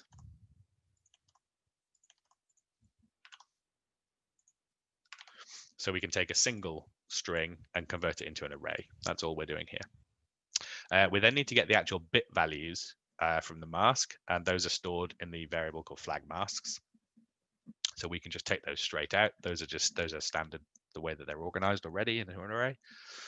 And then we need to take the actual data. So this will then tell us per pixel which flags are associated with it. And again, this is using the .data function, but as I've got here, you could just use the square bracket colon function as well. And that good best practice, once we've taken our data, we close our file, save up some system memory. Now, apologies. we can use that function we created right at the beginning, this flag data fast. And if you remember, what it did is we'd give it the list of flags we want to get rid of, the names that they have, the values that they have, the actual data set, and then what data type it is. Because we're using the Sentinel III Ultra, we use the WQSF. And what this returns to us is a flag mask. So this will return to us a flag where any of the values that we don't want are zeros. And so we can then do that here. So we've now got flag mask, and every value that we don't want is a 0. Sorry, every value that we do want is a 0. Every value that we don't want has a number associated with it now. And we then convert these zeros to nans. Again, because 0 is a valid number for chlorophyll, potentially. You could have a 0.0. So we just need to convert those to not a number so that we can use them later. And this is a bit of NumPy syntax. And so I said at the beginning, NumPy is really good at array maths. And so that's what we're doing here. This is a bit of NumPy syntax that can be a bit tricky to sort of get your head around, because what we're doing is we're taking the flag mask array, and we're going to take every value in that array that also corresponds. So this could be a secondary array with the same structure, but it's the exact same one for us. So basically, we're going to take every value inside flag mask where it equals 0 and turn it into not a number. So that's that structure there. And then we also, because we've subset our file, we need to then subset this mask so that it has the same structure as our subsetted data. And again, usefully, because we stored them as variables, we can just pop in the same variables, and that then gives us our subset of our flags. So basically what we have here is a mask where any data that any pixels which have data that we don't want, these will now be nans. And this is just then, so you can see from the flag file, these are the variables similar to what we had before. This was me testing earlier. So these are all of the color maps that are available. I'll get rid of that though, because that's just in the way. Okay, so we've now got our subset flag file. And what we want to do is we need to convert our chlorophyll subset and take away any of the data that exists in flag subset. So up here, anything that we want to keep here will be a nan. So every pixel in this flag mask that we want to keep will be a nan. So the way that we then get rid of it is using the NumPy is finite, because only the numbers in our array will be finite, not the nans. And so this is then going to take every pixel in our flag subset that has a value, will turn the corresponding value in our chlorophyll subset into a nan. So this effectively then masks out all of the pixels that we didn't want in our data. And then everything else here is exactly the same. All we've done is we're just changing using this array that we've now adapted to get rid of that flag data. And then this results in the image that we see below. And so you can see now, if I try and hover between them, so you see how much data there is here. You know, there's a lot of data. The only thing missing is where there's very thick cloud. But there seems to be a very high chlorophyll concentration in the Severn estuary. As Lauren highlighted before, you might want to check these things with TSM. However, by removing the suspect pixels and our saturated pixels and our invalid pixels, we can actually see that all of that data is gone. So it had already been flagged by the UMETSAT processing system as possibly not correct. But the interesting feature that we have down here is what we were looking at, and that is still nice and visible. So we can say, okay, so these are good data. We've discounted anything that has these flags, and it's still there. So that means, okay, it's decent data. And we've now got it on a nice projected map. So this can now go on a blog post. It could go in a paper. It could go on a website, anywhere that that you wanted to communicate the science that you'd been doing. And obviously this would work the same for if you're working with Sentinel II is slightly different because it uses a format called JPEG 2000. But you can, I don't have the links to them, but I know that one of the things that ESA is working on is a simple converter to go from their JPEG 2000 to these NetCDFs. But for working with Sentinel 3, this is the structure that you'll use for this for everything. Now, obviously, I'm conscious of the time. So what I'm going to do now is, so that was AltG. This is data taken from Coda. This is data taken from UMetSat. This is level 2 data, individual scenes, individual time steps. So if you had, say, for instance, an alert system had warned you of strangely high chlorophyll, or you'd had some anecdotal information from a fisherman or a farmer or something that there was some weirdness happening, you could come in here and you could pull up the latest image available, and you could produce a map so you could try and find the feature that you're interested in. But again, it only gives you a single snapshot in time. And to process then over multiple images, you're talking then about quite a lot of processing power. I'll briefly at the end mention a way to solve that problem. But as an initial problem, if you then want to basically cite your data in a time series, that's when you then go to CMEMS for your level 3 data or level 4, depending on which products you take. So for instance, say we know there's an interesting spike in our data here, but we need to set that into context. To do that, we would need to make a time series. And CMEMS is the best place to get data to then make a time series from. So the reason we will need to make a time series is because we can then put our data into a context so that we can actually see, is it high, or is this particular geographic area always high? So to do that, again, you get to see CMEMS like I showed you before, where you can choose lots of different variables and geographic regions. What I have here is a level 4 CCI. Now, the reason this becomes level 4 is because it's multi-sensor. So this actually takes data from multiple different satellites and merges them together into a single variable. It's a fantastic data set, by the way. But we've got some really simple features that are part of these NetCDFs that make them very nice to work with for time series. So to make a time series, the first thing you'll need to do is you'll need to know the dates of each of the images in your file. So this file that I've taken here is a monthly average, and I think I've taken a year's worth of data.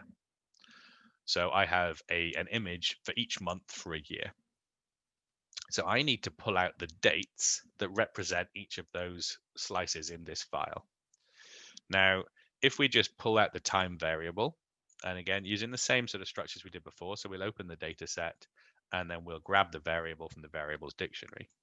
If we just look at that time variable, these are the dates, and I say that with quotes, but these are the dates that are stored within it. Now, they're not particularly usable, not particularly human readable. And if you put these on your plot, people would say, well, this is silly. I don't know what those dates are. However, the metadata within the file actually provides us with all of the information we need to convert from these integers into a useful date. So the metadata that's associated with the time variable, we can actually look at by doing these NetCDF attributes function, so NCAttrs. And then that just lists the attributes that are available. So the ones that we'll need to convert these integers into actual dates are the calendar, because that will tell us the type of calendar that we're using, whether it's Gregorian, Julian, or one of the other ones that exist, and the time origin. The time origin is useful because that tells us when the date starts from. So this is effectively just counting I believe seconds. I have it down here somewhere. Yeah, I think this is seconds since the 1st of the 1st, 1970. It is, yes. And so what we can do is we take that time origin, we can take the calendar, and we can take the units. So the units is that specification. So we have the units here. By combining the calendar, the units, and our integers, we can actually convert those to dates. And the NetCDF library, because you always store dates as integers, there's very, very few occasions where you don't. It has a built-in function called num2date to basically convert from these numbers into usable dates. And we just need the little bits of metadata that we've popped up before. So we take our whole variable, we take the units, and we take the calendar. This is then a bit that's specific to NetCDF. If we don't use this one, it would produce a different type of date time object than the one we want. So we just tell it to only use CF date times, never, because CF date time objects are horrible. So we just don't want them used. So this will then convert our array of integers into an array of dates. And they are then the correct dates for those integers. And they are the correct dates for each of the time steps in our file. So you can see I started in April, and so I've got a 1st of April, 1st of May, all the way through the year, back round to April. And this is a file, and I've left this in the demo because this is one of the things that is useful, is you can see this file is erroneous. It has the same data twice.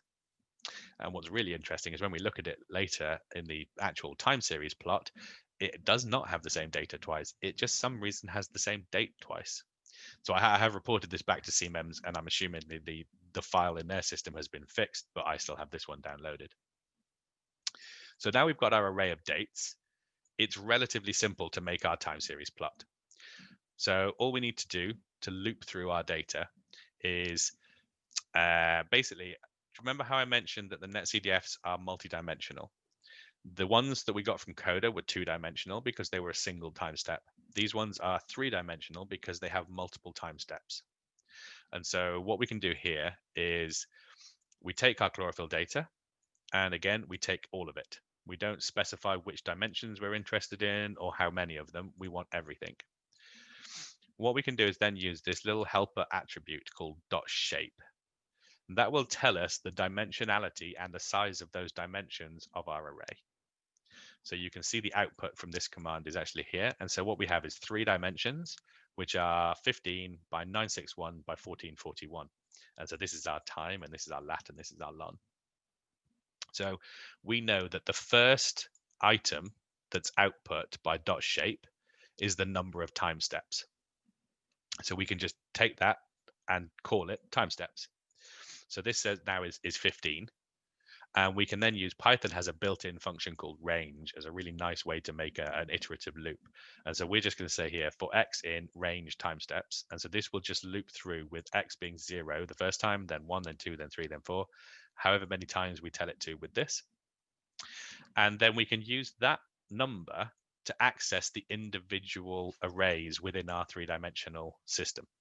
So as we pointed out here, we've got this structure of 15, 961, 14, 41.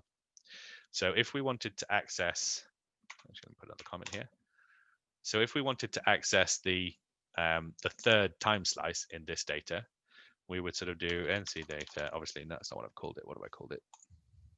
NC CHL data. And then we have a square bracket to sort of to open the array as to how we want to slice it. And so we then have our first indices, which is our dates. And so we'll say we'll have the third one of those. And I don't know what that did. It's just converted my cell to Markdown. There we go.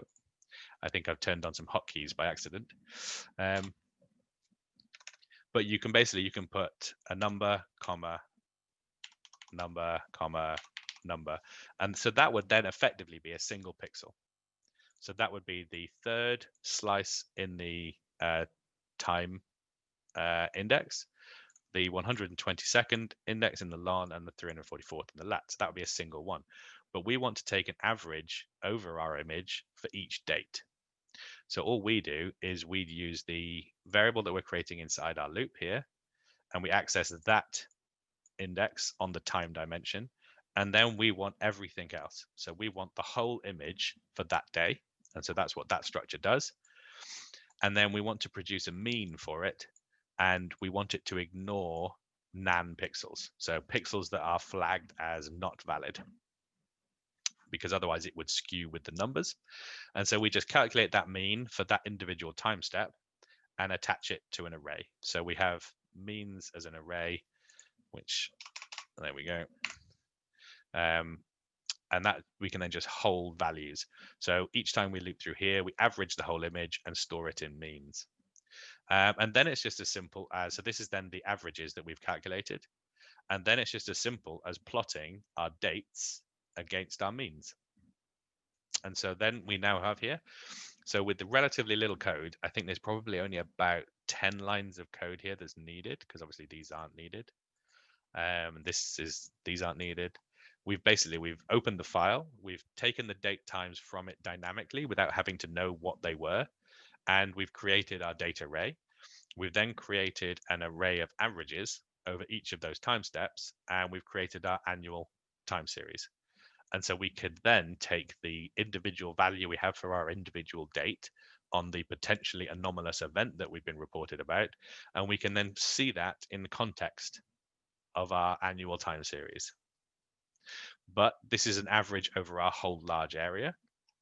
So if you wanted to look at a single point, this is some really nice simple maths to do that. If you imagine our latitude array is a list of latitudes that are covered in our file, so it'll probably be something along the lines of 49, 49.1, 49.2, 49.3.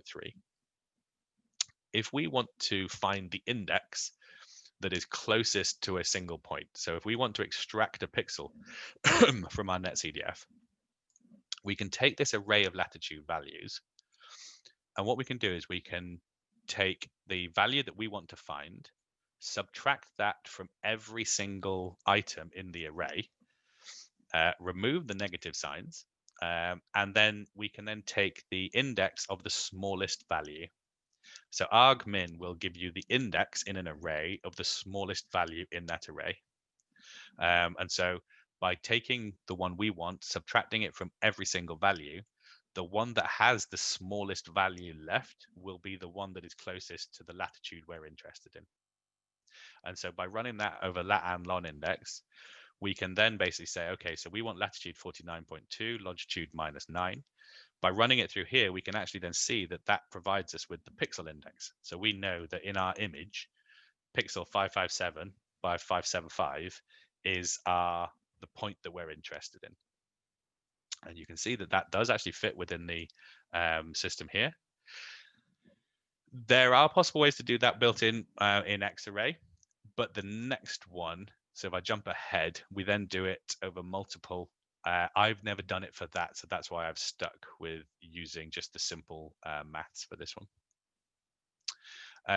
But what we can do then is in our exactly the same loop that we had before, where we're looping around through the time steps, instead of taking a copy of the whole array here, we're taking an individual pixel. So we have X as our time step inside the loop, and then we have our index for our lat and lon that we've calculated here.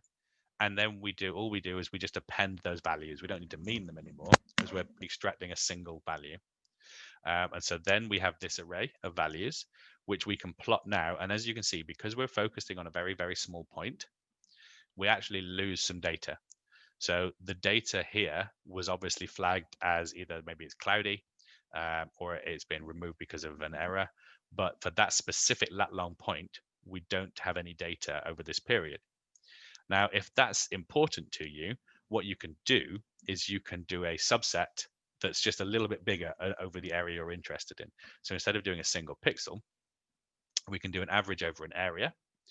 And for that, we do the same mathematical structure for our latitude and longitude mins and maxes, but we just do it twice to get our cut values, basically the same way we did when we were doing the pixel-based subsetting earlier. So we create the same latitude and longitude min max values for cutting now, just based on our lons and lats. And that then gives us the ability to, if you look at this string here, it's very similar to the subset string we had in the previous notebook, but obviously then we're using the indexes that we have created here to do the subsetting. And then we've just attached that to the mean variable again. And what we also have in here is a real simple one. It's called means too, but it's not. It should be called something like baseline. Let's call it baseline. And then baseline and baseline. And what we're doing there, just for the baseline array, we're just going to add in a hard-coded value of 0.6. And what we're using that for is because we know that this is going to have the same number of time steps as the rest of our system now, we can then use that baseline just to annotate our plot effectively. And so what we've done now is we've got a slightly bigger area instead of a specific pixel. We've then taken an average over that area, created our array, and then to add multiple lines to a plot in Matplotlib, it's very simple. You just call plot twice. So the first time we're plotting our date times against our averages, and the second time we're plotting our date times against our static baseline. And so you can see our static baseline here as the orange line versus our actual means. And so what you could do for this is you could add a threshold line. So you were looking at sort of eutrophication. You could set a clean water threshold, and you could then, over your plot, you could say, okay, well, so for this month it was over the threshold, for this month it was over the threshold, something as simple as that. The final little bit in here, which I will go through unbelievably quickly, is it's combining what we had in the previous one and this one. And so if you've produced a plot like this, it can be very useful to tell people where your study area was. And so you can actually combine some of the stuff that we've done already to produce a really nice, compelling map. And so you could take the underlying chlorophyll data as an example, use the Cartopy example to produce a map, and then we can basically just annotate this with our areas of interest. So we have a single point here for where we did our point, or we could have a polygon. And this code here, this is all that literally that code there adds the polygon, and then we just add that ring down here. And then for this point, it's basically a single point scatter plot. And so we just create a scatter plot with our lat and our long, and it will just put a point in the same place. And so that can be a useful way of putting your plot into context. So if you've made, for instance, you have like a cruise track, and you've produced a plot at each testing station, you could make this map, for instance, with then like a dot for each cruise track position. And that could be a nice way of just sort of disseminating the data that you have to other people. So that was a whistle-stop tour. There's one other thing that I would like to show you, and that is Wekio, and I have that on a different screen. And so once you have, is that the right one? Yeah.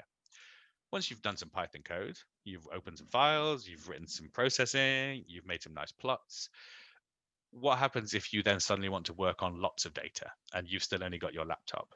Or you need to work on data that are going to be 2 terabytes in size, and you don't want to download those to your computer because that'll take you 2 months of bandwidth and it'll take up lots of storage.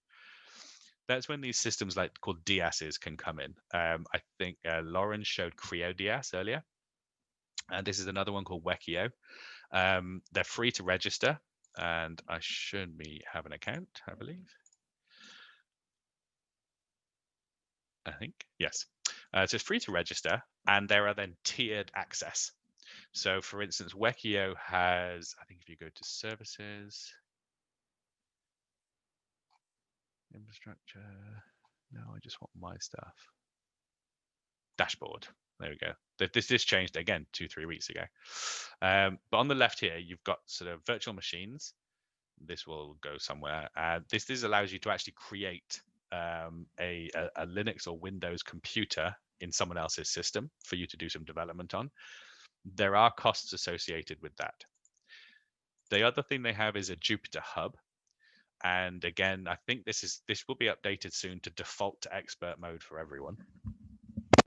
And after you've played around with the Jupyter notebooks that I've provided you with, this will then start to hopefully seems familiar. And I've obviously broken it. No, there we go. So this is an online Jupyter system, very similar to what we have been showing you already. The benefit is it's on a server running, actually, I think in Germany, that has all of the data very close by. So if I just need to move that. If I go back to the dashboard, you can search for data on here in the same way that you could on CryoDIAS. And they have a lot of data on here, and they have changed how this works. I think you press the plus. Yeah, here you go. And so you can see all the different data sets here. You've got Sentinel III, land full resolution. So you can add that to map, so you can look at it on the map. But I think you can also raw metadata. This data set ID here allows you to effectively reference this data set from within code on the Jupyter Lab system. And so you don't need to download data. you can effectively just reference it from within this system when it finally boots up, and you can access with it. I would recommend having a quick sort of, if you Google DIAS, you'll find there's a few of them, but just so that they sound familiar, there's Wekio, this one, there's Creo DS, there is So Blue, there is one called Mundi, and what's the fifth one I am forgetting? No, it's gone. But there is a fifth one. They all have very similar features. They all have very similar data. They all have very different pricing models. So I would say to have a look at the pricing models before you pick a particular DS. Yeah, that's not so nice. Okay, so there we go. So my Jupyter Lab has finished loading. And so you can see in here that it's a slightly different interface. So it looks more like a sort of a code editor, and I can create files. I can create a new Python 3 file if it works. There we go. And so this is now a Jupyter notebook. So I have code here that I can run, or I can change this to Markdown and start writing text. And so I can create notebooks on here. Now, the nice thing is I can run a process that just, you know, really eats up all the CPU and the memory, but it's not my computer, so it's not going to cause me a problem. Okay, so that's a little quick heads up over the Jupyter Hub stuff. And I think that's basically all I had to talk about today. I realize I've eaten up all of the time, so hopefully it's been useful, but I think I'm going to stop sharing now. And I guess we will come to questions if there are any. I've been trying to keep an eye on the chat as it's been going.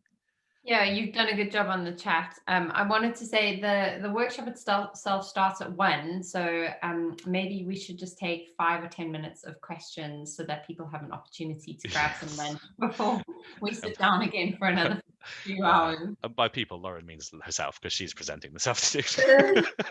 I mean, so, yeah. I'm just going to be a wreck no matter what. It's fine. What I will say is, if you don't have a question now, but overnight or this afternoon something pops into your mind, come along towards the end of tomorrow's session, and we'll have a longer Q&A maybe.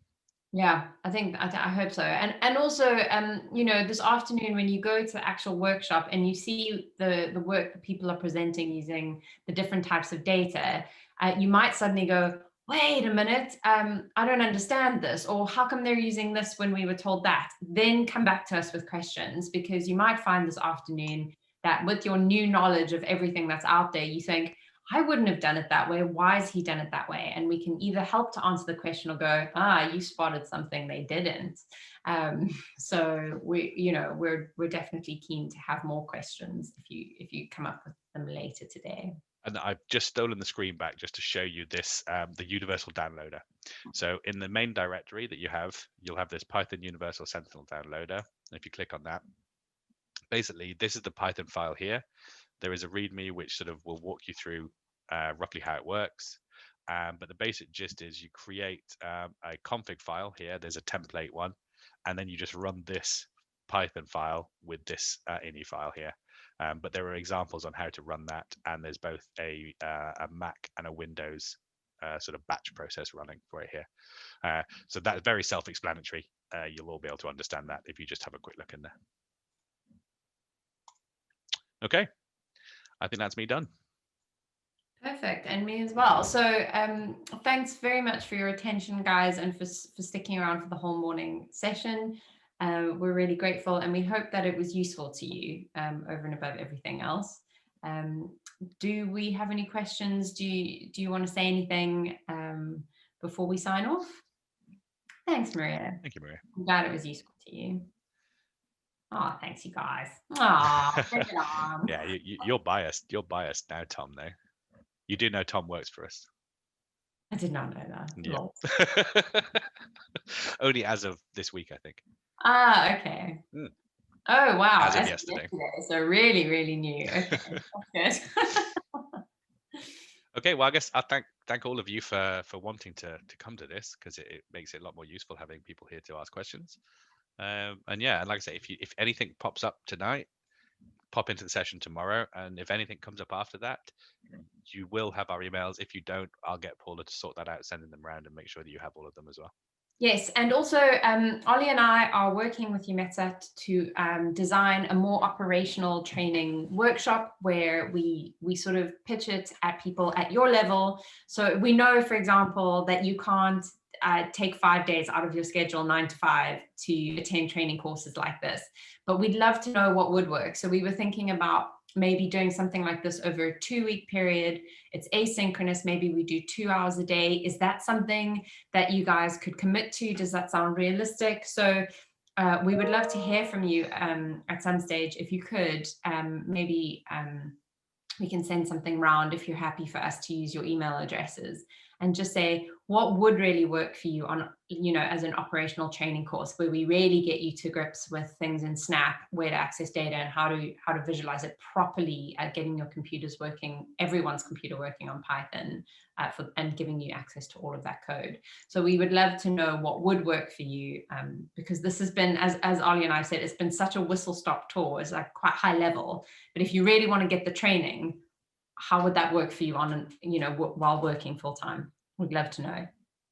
And if it's even something that you think would be useful. If it isn't, then tell us as well. If this is enough, then so be it. Super. Cool. Okay, well, we'll see you guys in the afternoon session. Have fun, everyone, this afternoon. There's some really interesting science. Yeah. Okay, I'll see you later.